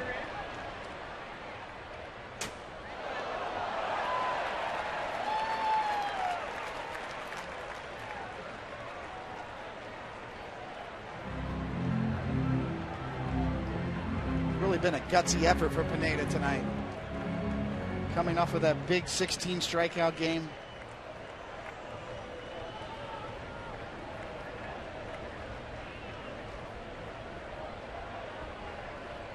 The 0-2. Missed inside. To me, Michael, these are the games where you really take the next step. When you don't have your best stuff, could have easily gotten away from you. The 99th pitch here coming, but yet you're still in a 2-1 game. That's the difference.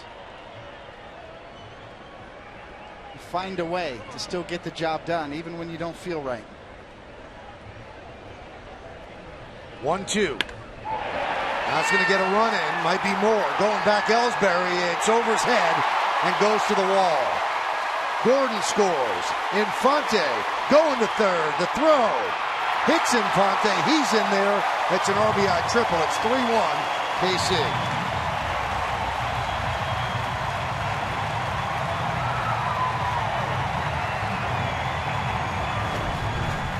Well, goes back to a high fastball. Curious. Just goes to show you that he doesn't really have that good slider, because generally puts away right-handed hitters with that slider, but not this time, as Infante drills it to dead center.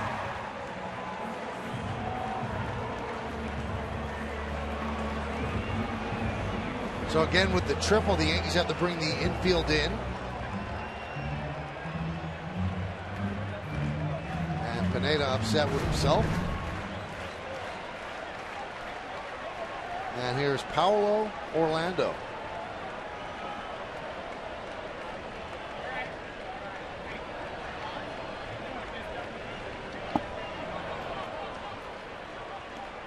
We also have not seen the changeup much. That was one. There was one that was pretty good there. Did you see David Carpenter warming up? With the infield in, you would think jumping ahead in the last count and this one, it's the same situation, that he would throw more of these types of pitches to try to get the ground ball, but kind of curious sequence. 3 different high fastballs in that last sequence that resulted in the triple from Infante. That's an emergency hack. Count 0-2. Almost was protecting himself with that swing.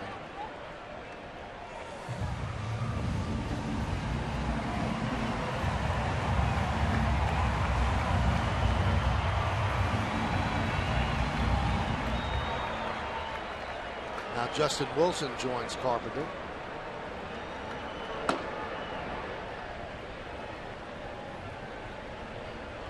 The 0-2. 1-2.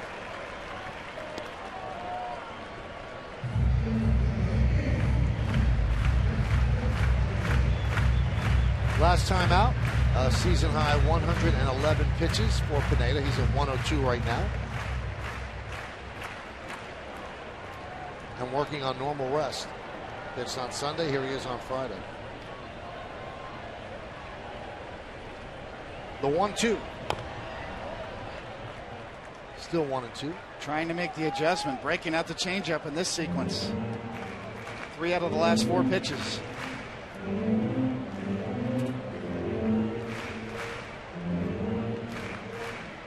Second batter in a row, too, that he's been ahead of, with the opportunity to put away either ground ball or strikeout. Shows you what kind of a tough night it's been for Pineda after 16 strikeouts in his last start, scuffling just to get one. There's a base hit to center field. That will score Infante. It's an RBI single for Orlando, and now it's 4-1 Royals.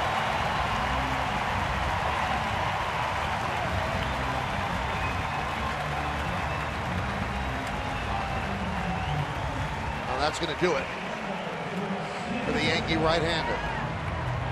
This call to the bullpen brought to you by Verizon, America's largest and most reliable 4G LTE network. Struggles for Pineda, doesn't get hit hard, but he leaves trailing 4-1.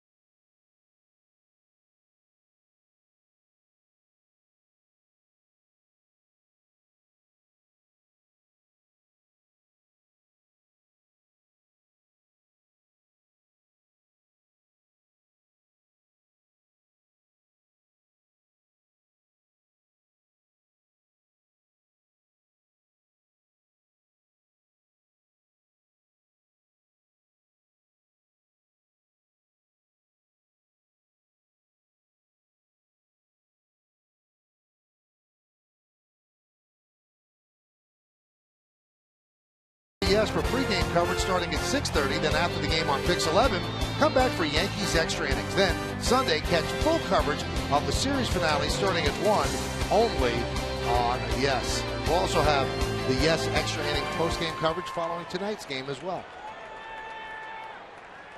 New pitcher for the Yankees is David Carpenter. Runner on first base, still one out. And he will deal to Alcides Escobar.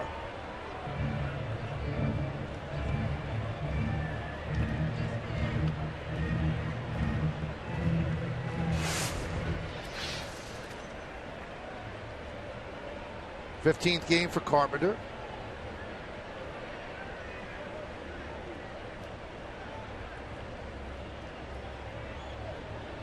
Runner goes, grounded to Drew, and no out. They tried to get the out at second. They got absolutely nothing as Drew tossed it past Gregorius. We'll see how they score it.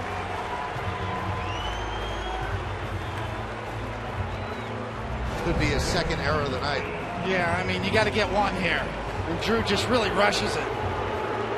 With Orlando running on the play. Ill-advised. Now that was right at the glove of Gregorius. Somebody's going to get an error, but we'll see who it is. Even if he catches it, he's still safe. Well, Carpenter got the ground ball. And now with the lefty Moustakas due up, they'll bring in hard-throwing Justin Wilson. Runners on first and second with one out.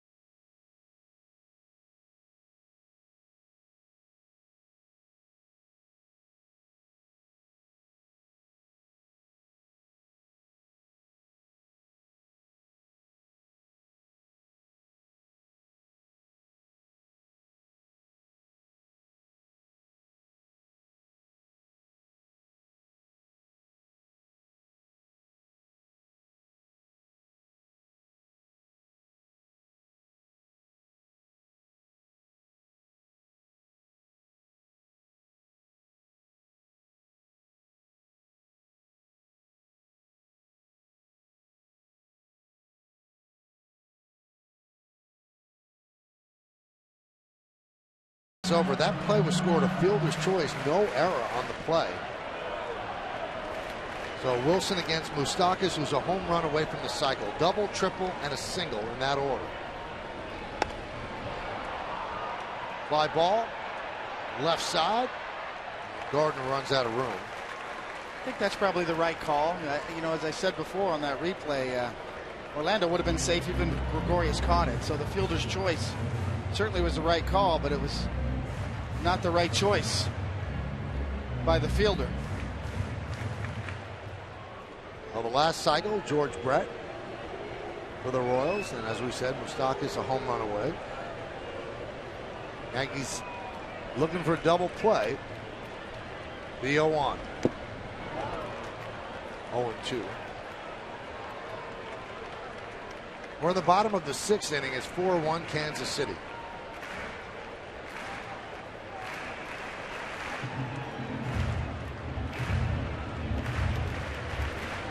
number of Royals players that are going to be filling up the All-Star ballot. Could have several representatives from this team. Tries to pull the outside pitch and grounds it to Drew. They take the out at first as the runners move up.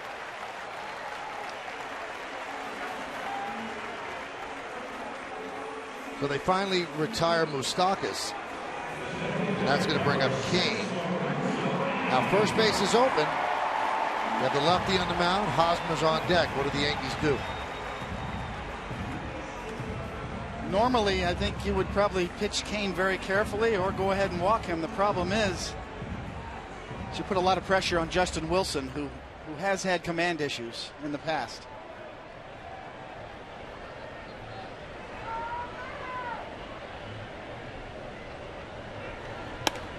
And that one is lined into right field. It is a base hit. Orlando scores. Escobar coming home. He'll score. Going to second is Kane. It's a 2-run single, and he has 4 RBIs on the night. Royals lead 6-1.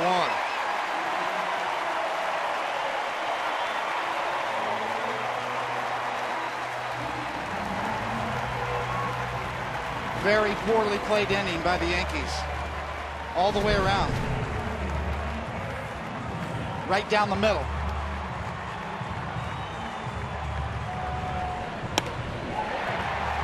Pitching strategy, defensive lapses.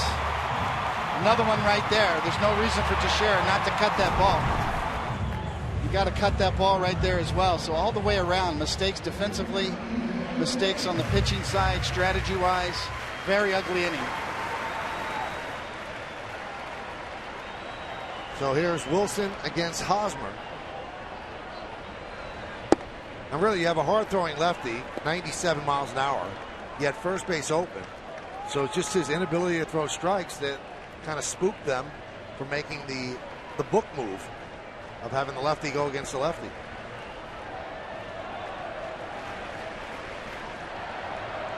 So a taut ball game now, 6-1 with 4 runs in the 6th.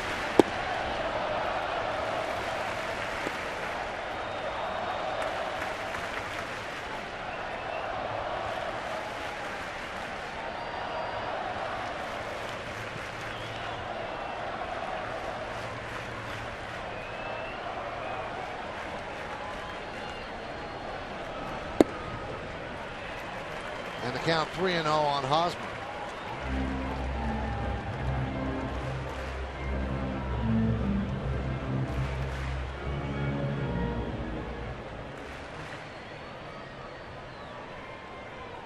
You can betcha he's got the green light right here. Single, 2 ribbies, runner on second on the throw. That's where Kane is right now, the 3-0. And he walks Hosmer.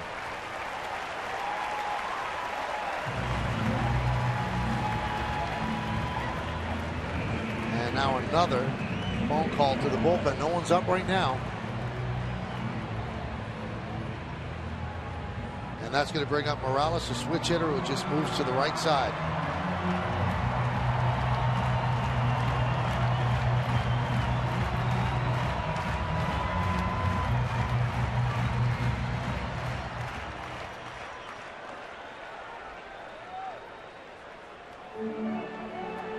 Morales is the 9th Royal to come to the plate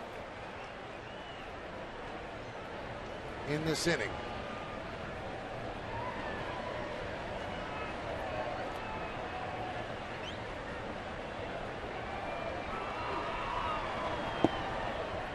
And now Wilson's lost the strike zone.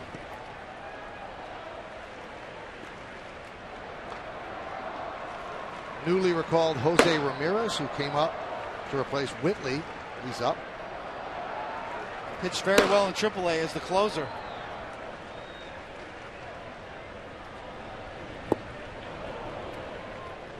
One and one.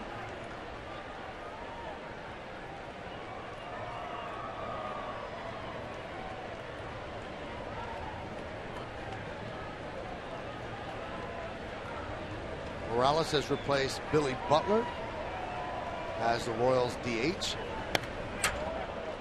Now the count 1-2.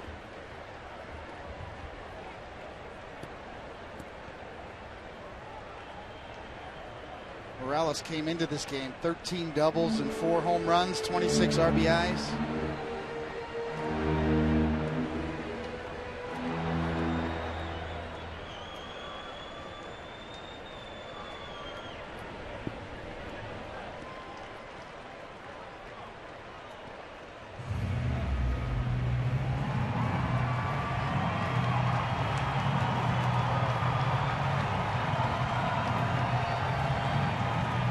A lot of athletes talk about the ability to slow the game down.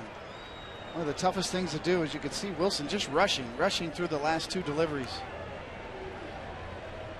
Tempo, rhythm, and timing. Another base hit, this one to left field. Kane rounds third, he's coming home. The throw from Gardner is not in time. It's an RBI single for Morales. It's 7-1 KC.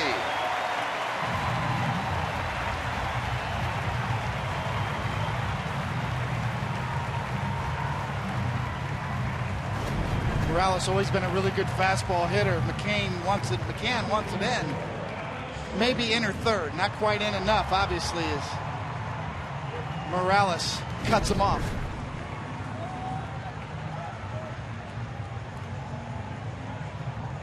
Well, that's going to bring Larry Rothschild to the mound.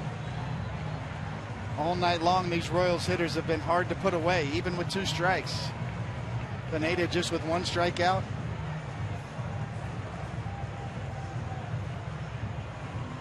Well, Morales' single now gives him 27 ribbies and also a 10-game hitting streak.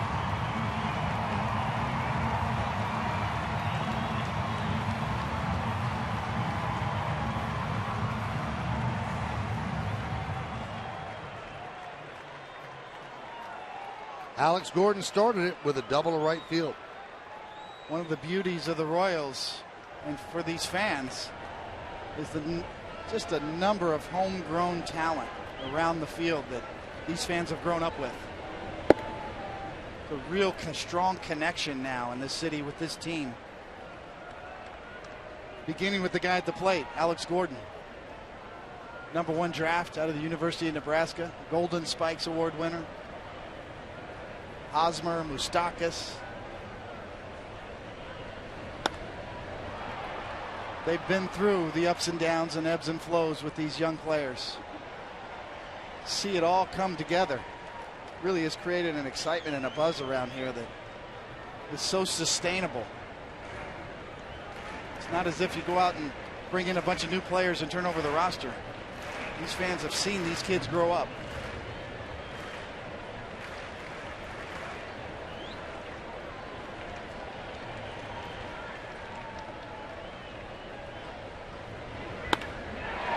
Base hit to center field. Hosmer rounds third. He'll score. Gordon is 2 for 2 this inning. Picks up an RBI single. And the Royals are pouring it on. They lead 8-1, and Joe Girardi will make another pitching change. Jose Ramirez called up today to replace the injured Chase Whitley. He'll come on and try to stop the fire.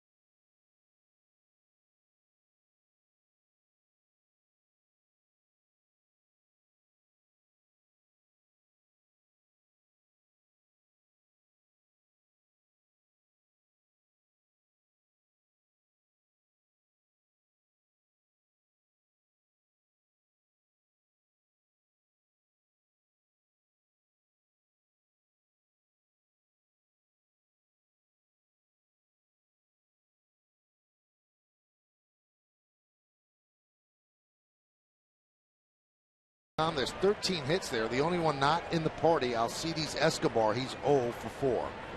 So Ramirez takes over. He'll face Perez. First and second, 2 outs. 6 runs in. Pitch inside, 1-0. So a 2-1 game has turned into an 8-1 blowout here by Kansas City in the bottom of the 6th inning. This is what Ramirez did at AAA Scranton Wilkes-Barre.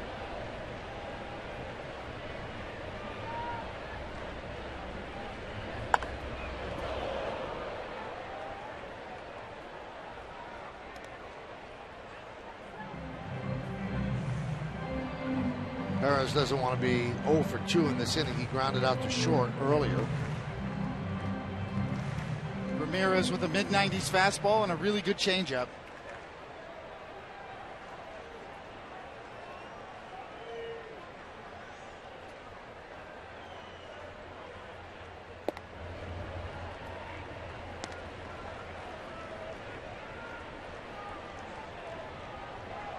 Talent has always been there with Ramirez.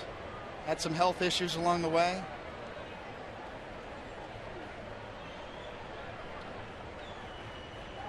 The 2-1. 2-2. But a golden opportunity for Jose Ramirez right here. He's got the ability to pitch in high leverage situations as he was doing in AAA Scranton. Joe Girardi has shown that he can gain confidence quickly with a pitcher. A little bit of success can go a long way for Ramirez.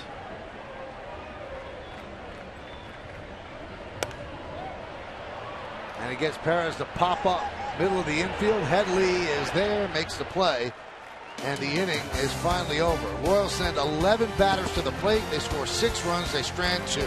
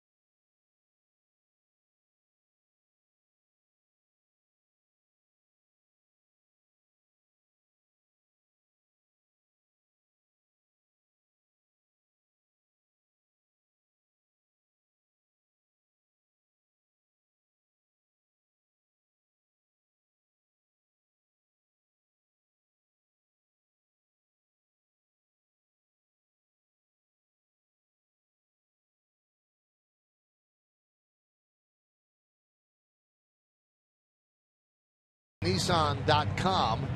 Triple for Brett Gardner, a double and a run scored for A-Rod. Mark Teixeira with 2 singles.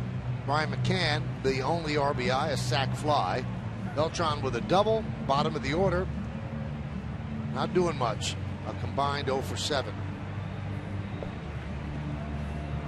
So Chris Young looks like he's going to go to 3-0 unless the Yankees could strike against this Royals bullpen as we go to the 7th inning. Franklin Morales got the final out of the 6th. And now the bullpen has a 7-run bulge to work with. Now here's Stephen Drew.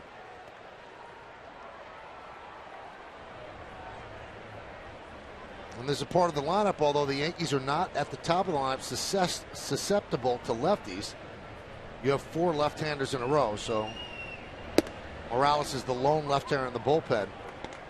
for the Royals, although their hard-throwing righties could get anybody out.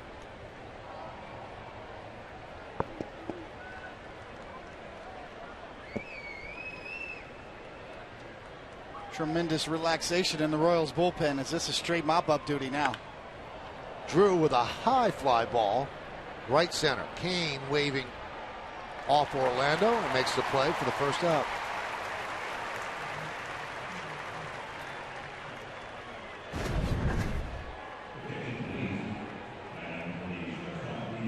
Letting them know.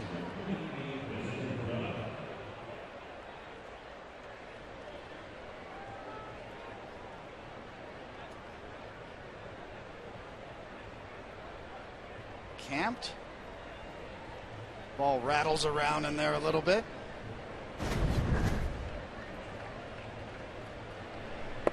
Jose Perella pinch hitting for Gregorius.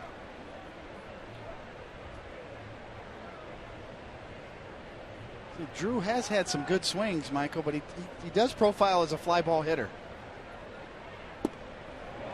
Perella swing through that. Coming into this game, Drew had 31 ground balls and 35 fly balls and 12 line drives on the year, according to Fangraphs. So 3 more balls in the air tonight.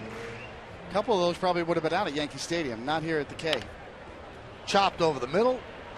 Infante makes a nice play.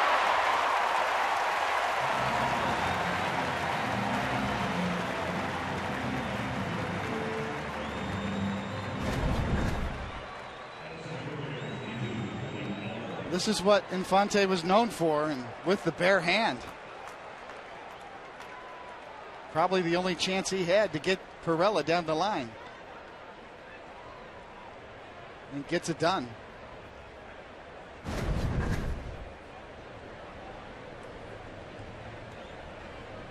Here's Jacoby Ellsbury. He's walked twice, has a stolen base, and popped up the short to lead off the game.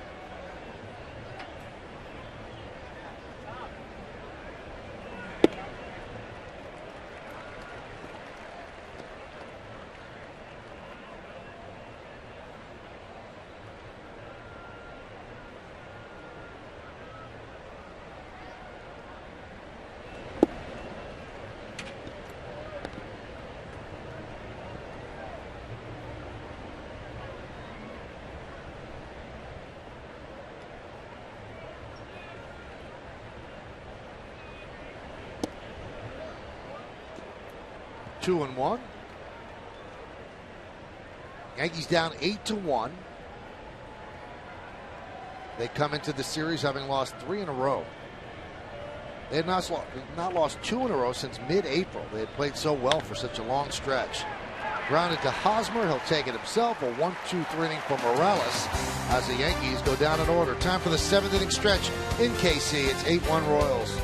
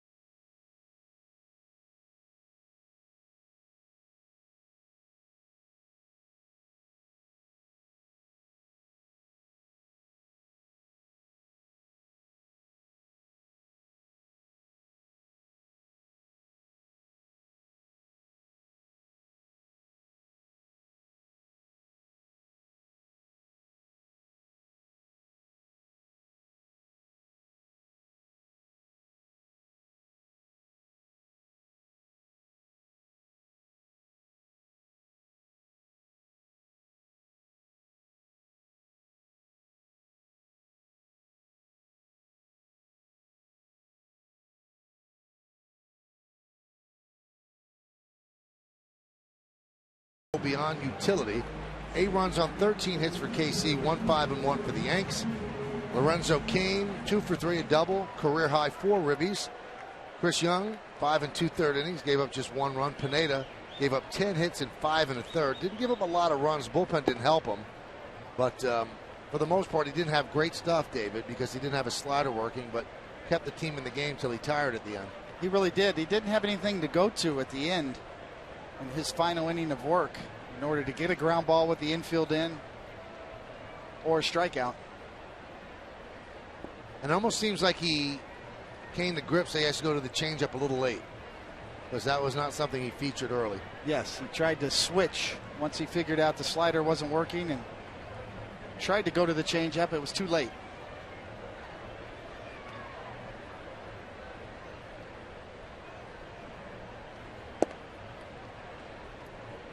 The bottom of the 6th, the Royals scored 6 runs, and from what I've seen this year, the ugliest inning the Yankees have played all the way around. Strategy, defense, mistakes galore.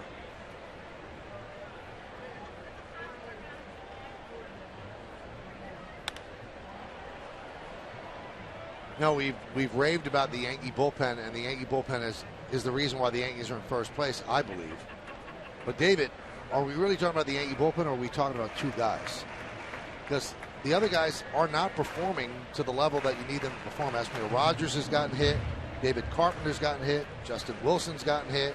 Chris Martin, who's now on the DL, started to get hit toward the end. Maybe the sore elbow was the reason, but you can't have a bullpen with just 2 guys. Oh, I agree. Yeah, certainly their depth is being tested. Popped up. And Drew makes the play.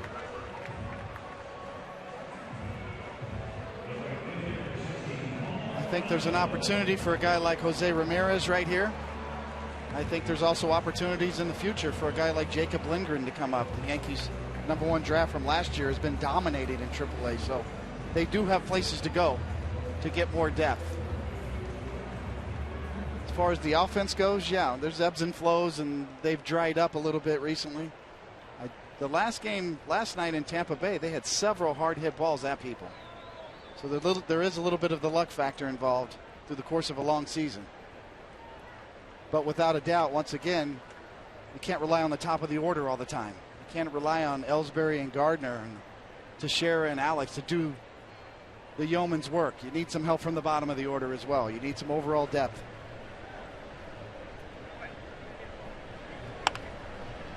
Chop towards short. Charging is Drew and makes the play. Remember, they had pinch hit for Gregorius, so Perella takes over at second. Drew shifts from second to short. And once again, there's depth in the minor leagues too as well.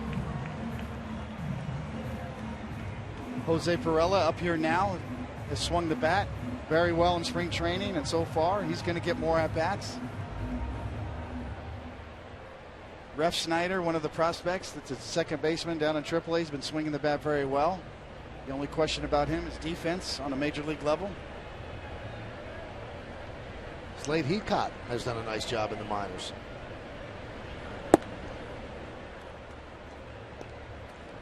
There are places to go within, so some of the problems potentially could be solved from within by the Yankees.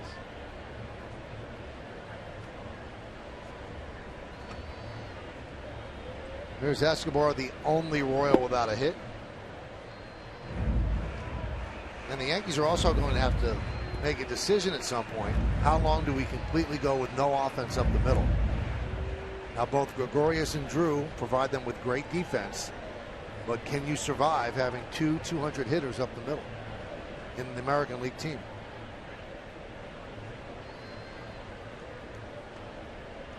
The 2-0. 3-0.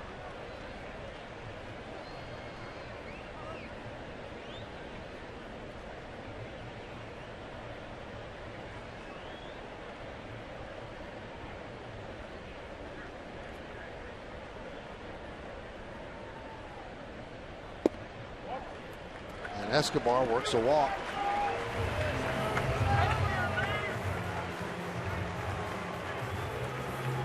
And that brings up Moustakas.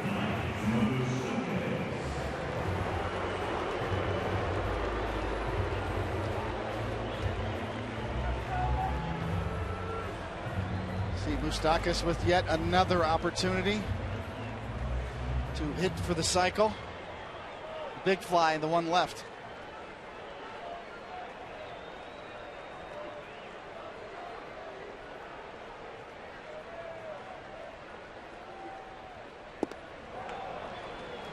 Can't say he was going for it there because he swings like that all the time. He does. Normally you'd say that the highest degree of difficulty in hitting for the cycle would be the triple. See the changeup, but not in this ballpark. Triple's much easier than a home run.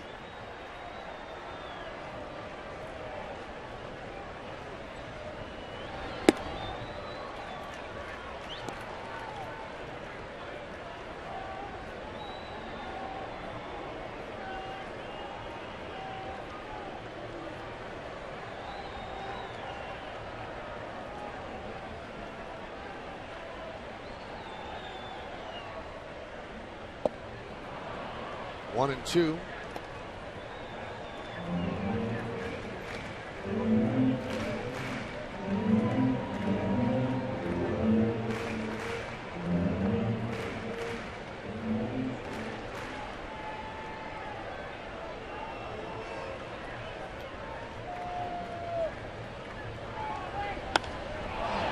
Skied the other way. Long run for Gardner into the corner. It's a fair ball and off the wall. Escobar is coming home. That's a double and a ribby for Moustakas. He doesn't get the cycle, but what a night for Mike Moustakas as the Royals now lead 9-1. When you talk about line to line, he has covered both lines with power. Gardy's really got no chance. You got to pull up, and it's 3/4 of the way up the wall, just inside the foul pole.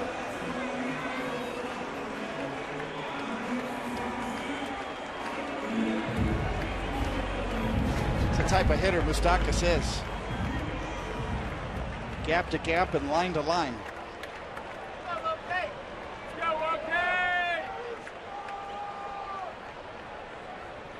There's Lorenzo Cain with a career-high 4 runs batted in tonight.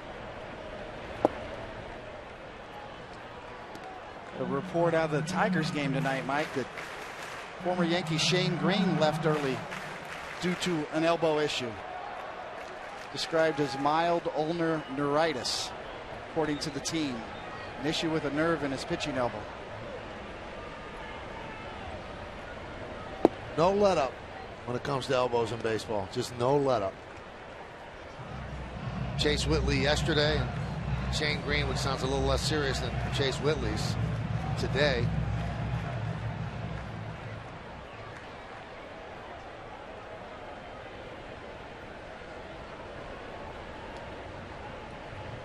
One, 2-1. It is without a doubt the first thing you think of when a pitcher pulls up. Even the players, Adam Warren's comments after the game last night with regard to Chase Whitley's injury was along those lines. How could you not think, Tommy John, your first thought that runs through your mind?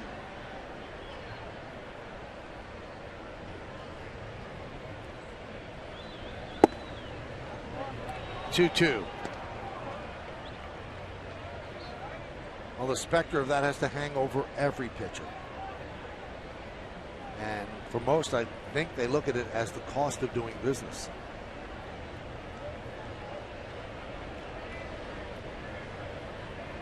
Two balls, 2 strikes, 2 outs, runner at second, 9-1 Royals. I think most general managers have just kind of thrown their hands up in the air at this point. Tried everything they can to protect pitchers, pitch counts, minor league conditioning. It just comes down to tread on the tire issue. When it's your time to go, it's your time to go. 3-2. Ground ball right side, base hit for King. Moustakas rounds third. He's coming home. He will score 5 ribbies for Lorenzo Cain, and it's 10-1 KC.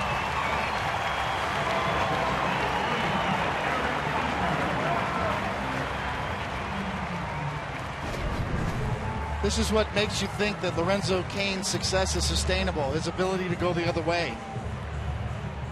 Hit the ball where it's pitched. Cannot put a shift on a hitter like that.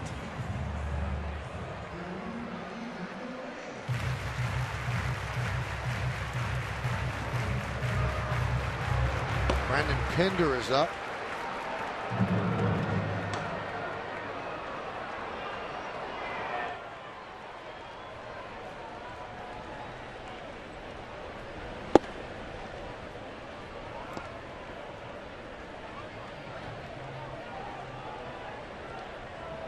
No let up in this Royals lineup. Nowhere to go, nobody to pitch around.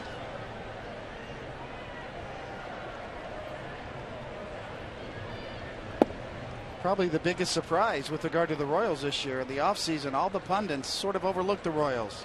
Maybe last year was a little fluky. James Shields has left via free agency, left a big hole in the rotation. Nobody saw this offensive attack coming.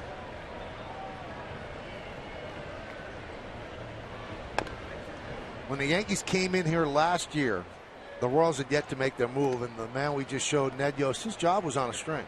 I mean, he was close to being fired. That was the talk here. The Yankees were here in June. He had lost the clubhouse. The players didn't want any part of him. He did kind of weird, wacky moves, but something clicked in after that. This offensive attack may be the best opposite field hitters in the major leagues. That one gets past McCann as Cain will move to second. Think about what we've seen tonight. All the opposite field hits. No chance for McCann there. It was Ramirez having trouble with the radar.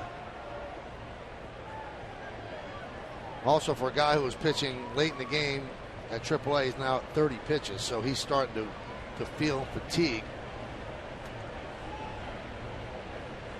This might be the least shiftable team offensively in the big leagues.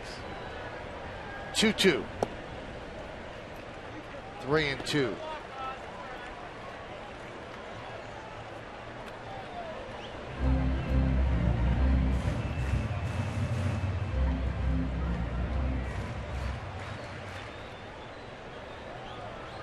We're in the bottom of the seventh. 6 in the sixth and 2 in the seventh, breaking open a 2-1 game. Now it's 10-1 KC. So Ramirez got it to 96 miles an hour there, but it was fouled back by Hosmer.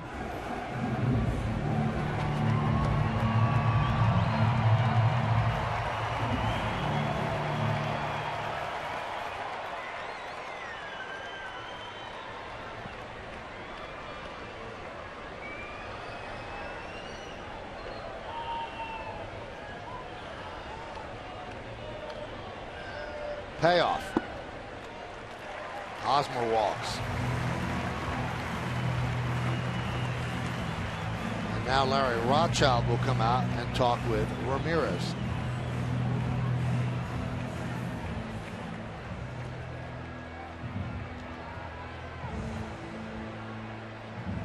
Try to give the kid a break. 10-1. 2 outs in the bottom of the seventh.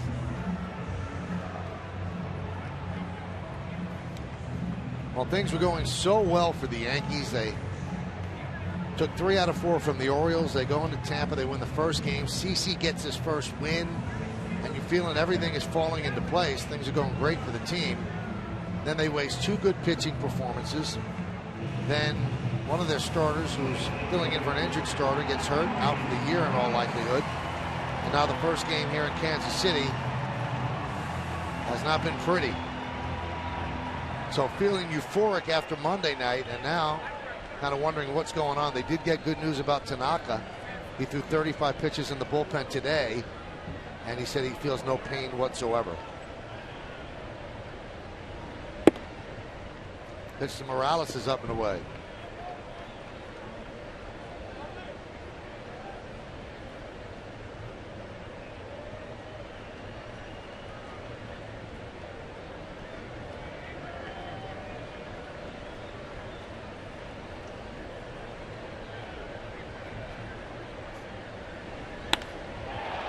Fly ball into left center. It is going to be a base hit. Split the outfielders and roll to the wall. 2 more runs will score. Morales with a 2-run double, and the Royals are embarrassing the Yankees right now as they lead 12-1. And Joe Girardi, another trip to the mound and another call to the bullpen. Brandon Pinder will take his turn on the mound as the Yankees trail by 11.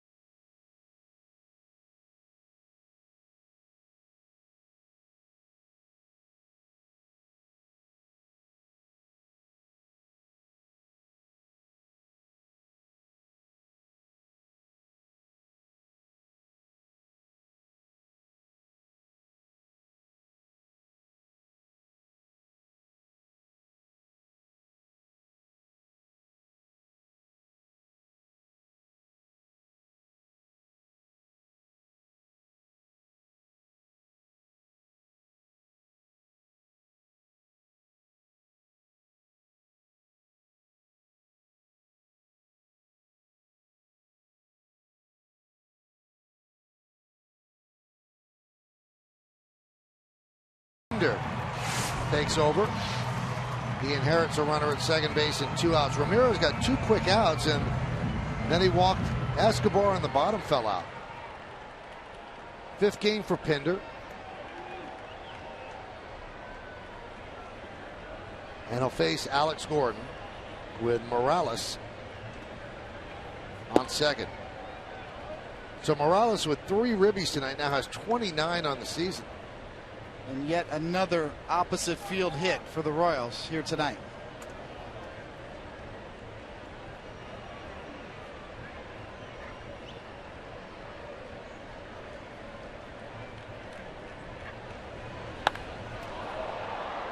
Fouled away.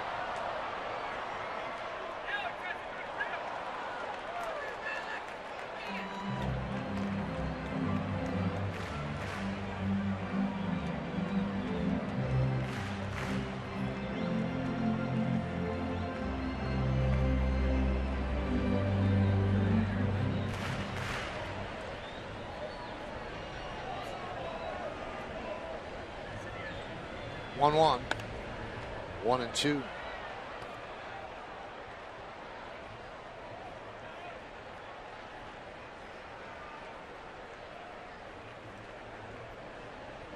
Kind of rapidly approaching the quarter mark of the Major League season.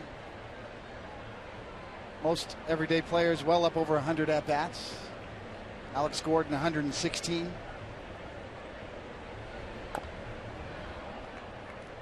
You know, talked earlier, David, about you have to have patience with young kids. Alex Gordon was almost a bust. They had him at third base. He was the next George Brett, and they moved him to left field as a last resort. Couldn't cut it at third. Filling Brett's shoes was too big, and then finally clicked. Gold Glove winning outfielder. A great point.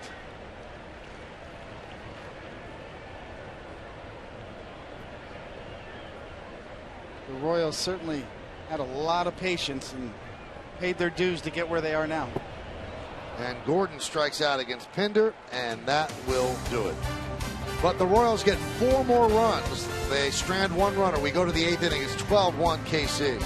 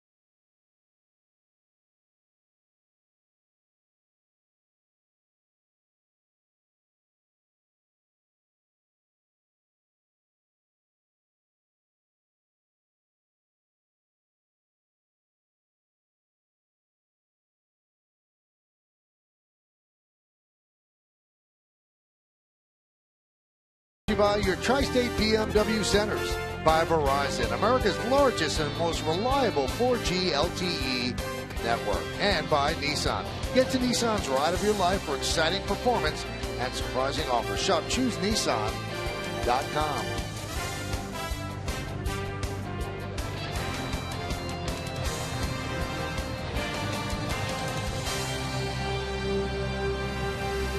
Mike Dyson takes over in left field for Gordon.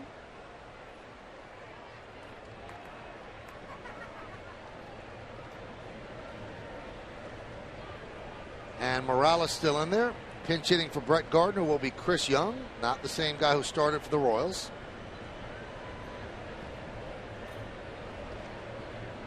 So getting an opportunity against the lefty. And there's a strike.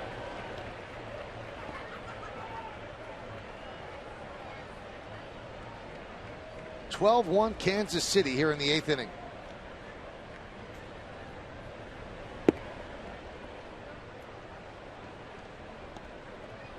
A 2-1 game up until the 6th inning. Bottom of the 6th produced a 6 spot for the Royals.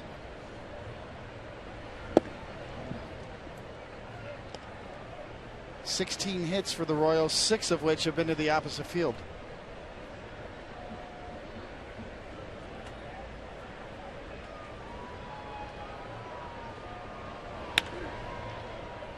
Fly ball left field. Dyson's there. 1 out.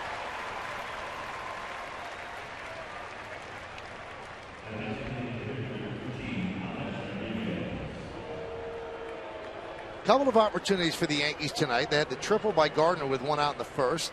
Could not get him in. They had a runner at second, 2 outs in the third. Couldn't get him in. Rodriguez scored in the 4th inning on a sac fly by McCann, but it was first and third with nobody out. They got that 1 run. That's all they have. And then second and third, 2 outs in the 6th. Headley grounds out the first, so they couldn't get it done there. And the Yankee offense has shut down a bit.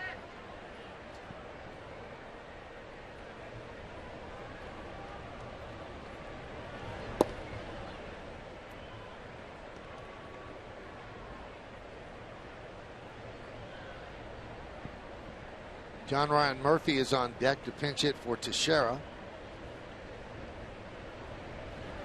As Girardi in the middle of a long stretch on the road trying to get his players just a couple of innings off in a blowout.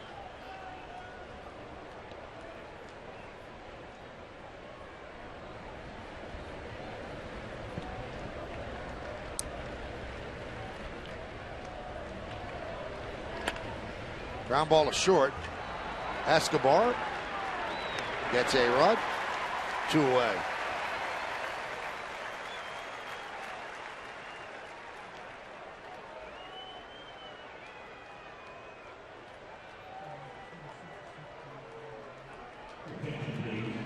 Well, the pro Royals crowd certainly have gotten what they came to see here.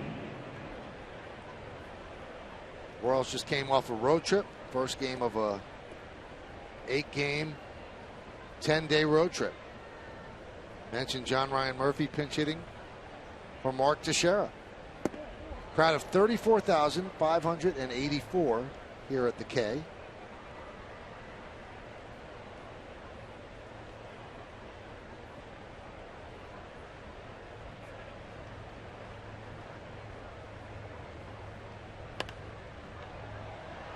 Popped up on the right side, makes the seats.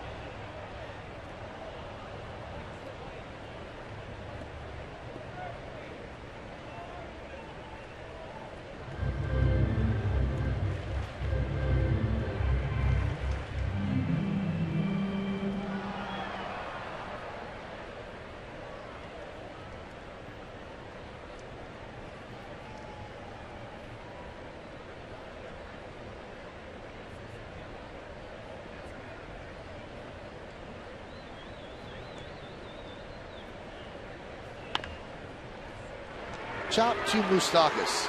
The Moose chant across the diamond, and the Yankees are retired in order. 1-2-3. We go to the bottom of the 8th. 12-1 Kansas City.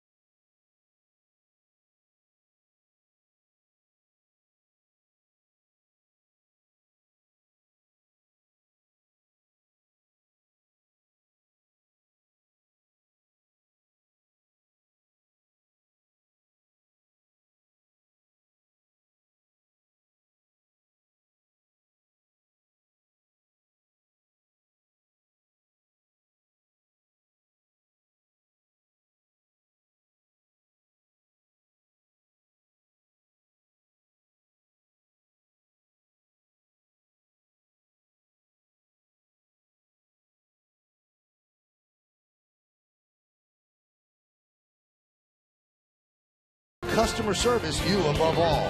By Bob's Discount Furniture, everything's better with a Bob Orthopedic. Find out why online at mybobs.com. And by Honda, hurry into your local Tri-Honda dealer for great deals on the 2015 models. Well, there's some young hit out of the place they call the Little K. That's way nicer than Candlestick Park, I'll tell you that. Got a floodlight on the back of the house. Made it work. Drew Butera will pinch hit for Salvador Perez. Perez was 1 for 4.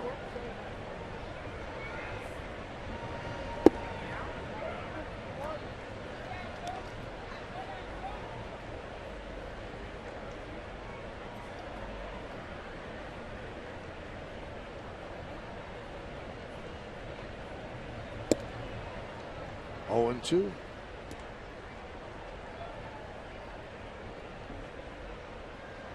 There are backup catchers, and then there are backup catchers. And When you're backing up Salvador Perez, you rarely get a chance to play. So in a mop-up game here, you get a valuable at bat.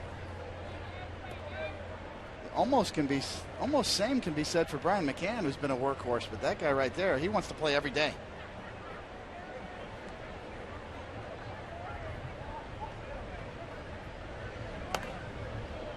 Popped up.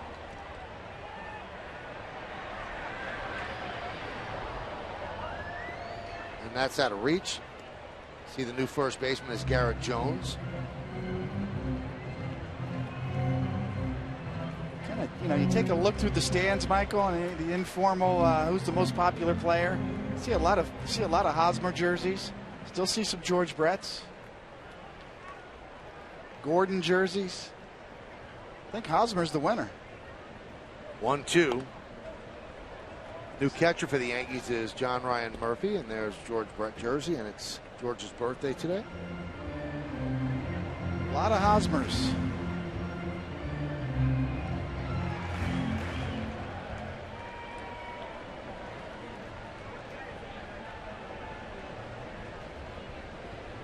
One, two.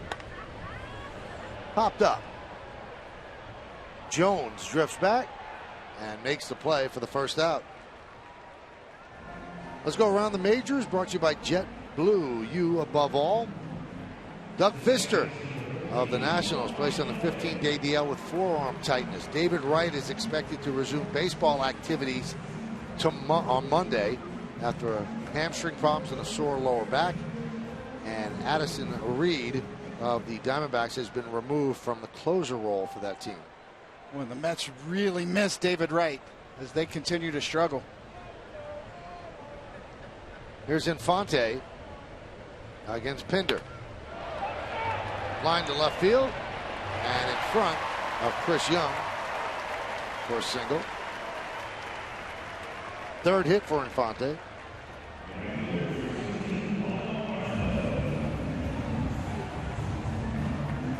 Pretty interesting stat, David. I'd like you to interpret it.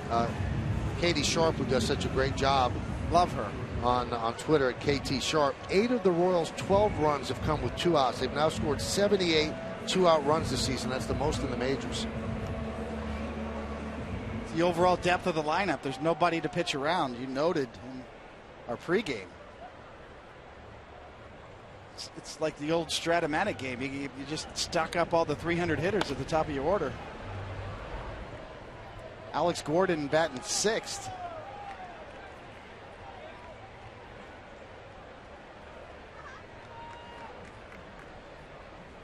We saw it here with Michael Pineda when he had a chance to pitch out of a couple of jams, and even though he didn't have his best stuff, just there's one guy right after the other. He just couldn't make a pitch, get a ground ball or a strikeout. He only had 1 strikeout. Orlando lofts one to right. The Royals put the ball in play. They don't walk, they don't strike out, they just hit.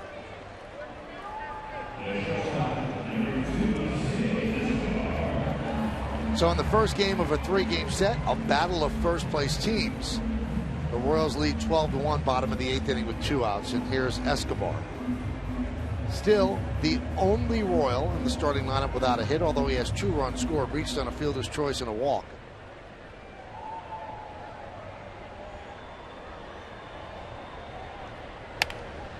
Grounded up the middle.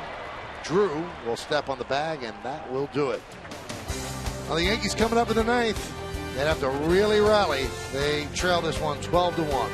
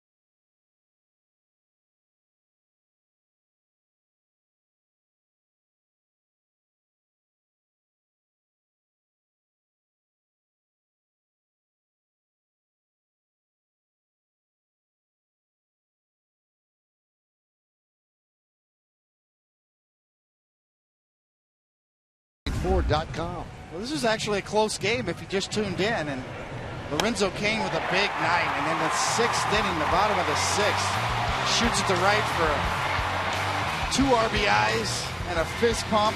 Lorenzo Cain ends up so far 3 for 4 with 5 ribbies. Big night for Lo Cain. Garrett Jones will lead it off. And Aaron Brooks is the new pitcher.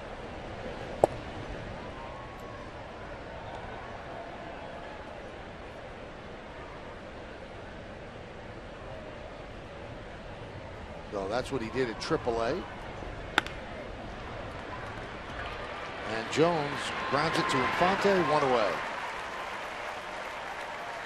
So good job by Franklin Morales. He went 2 1/3 shutout innings. Chris Young will go to 3-0. In game 2 of the 3-game set tomorrow night, CC Sabathia against lefty Danny Duffy.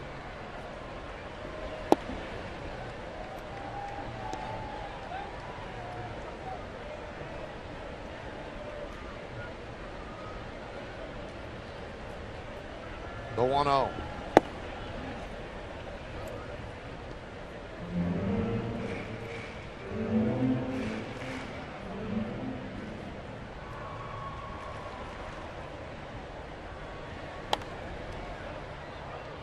Beltran's 1 for 3.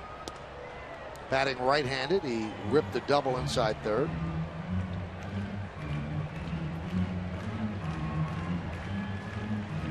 Slowly creeping up with his average, now at 224.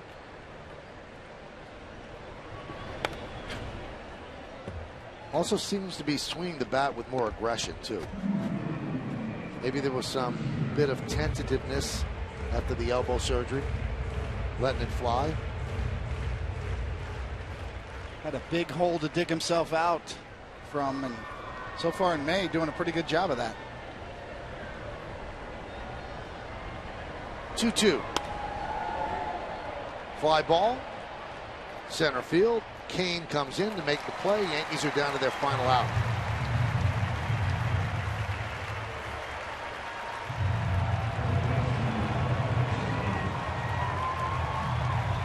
Well, Michael, it's one thing to get beat. The Royals are a great team, but just the way the Yankees played is disappointing.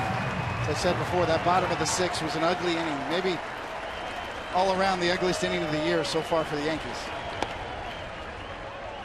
Hadley skies it the other way.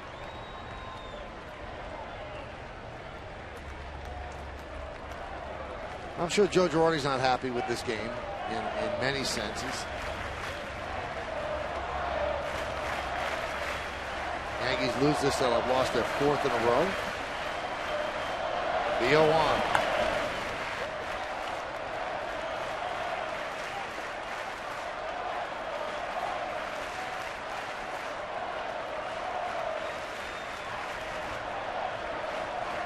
And one of the dangers, you get off to a great start, one really bad streak, and you've kind of erased all the good that you had with the bad start.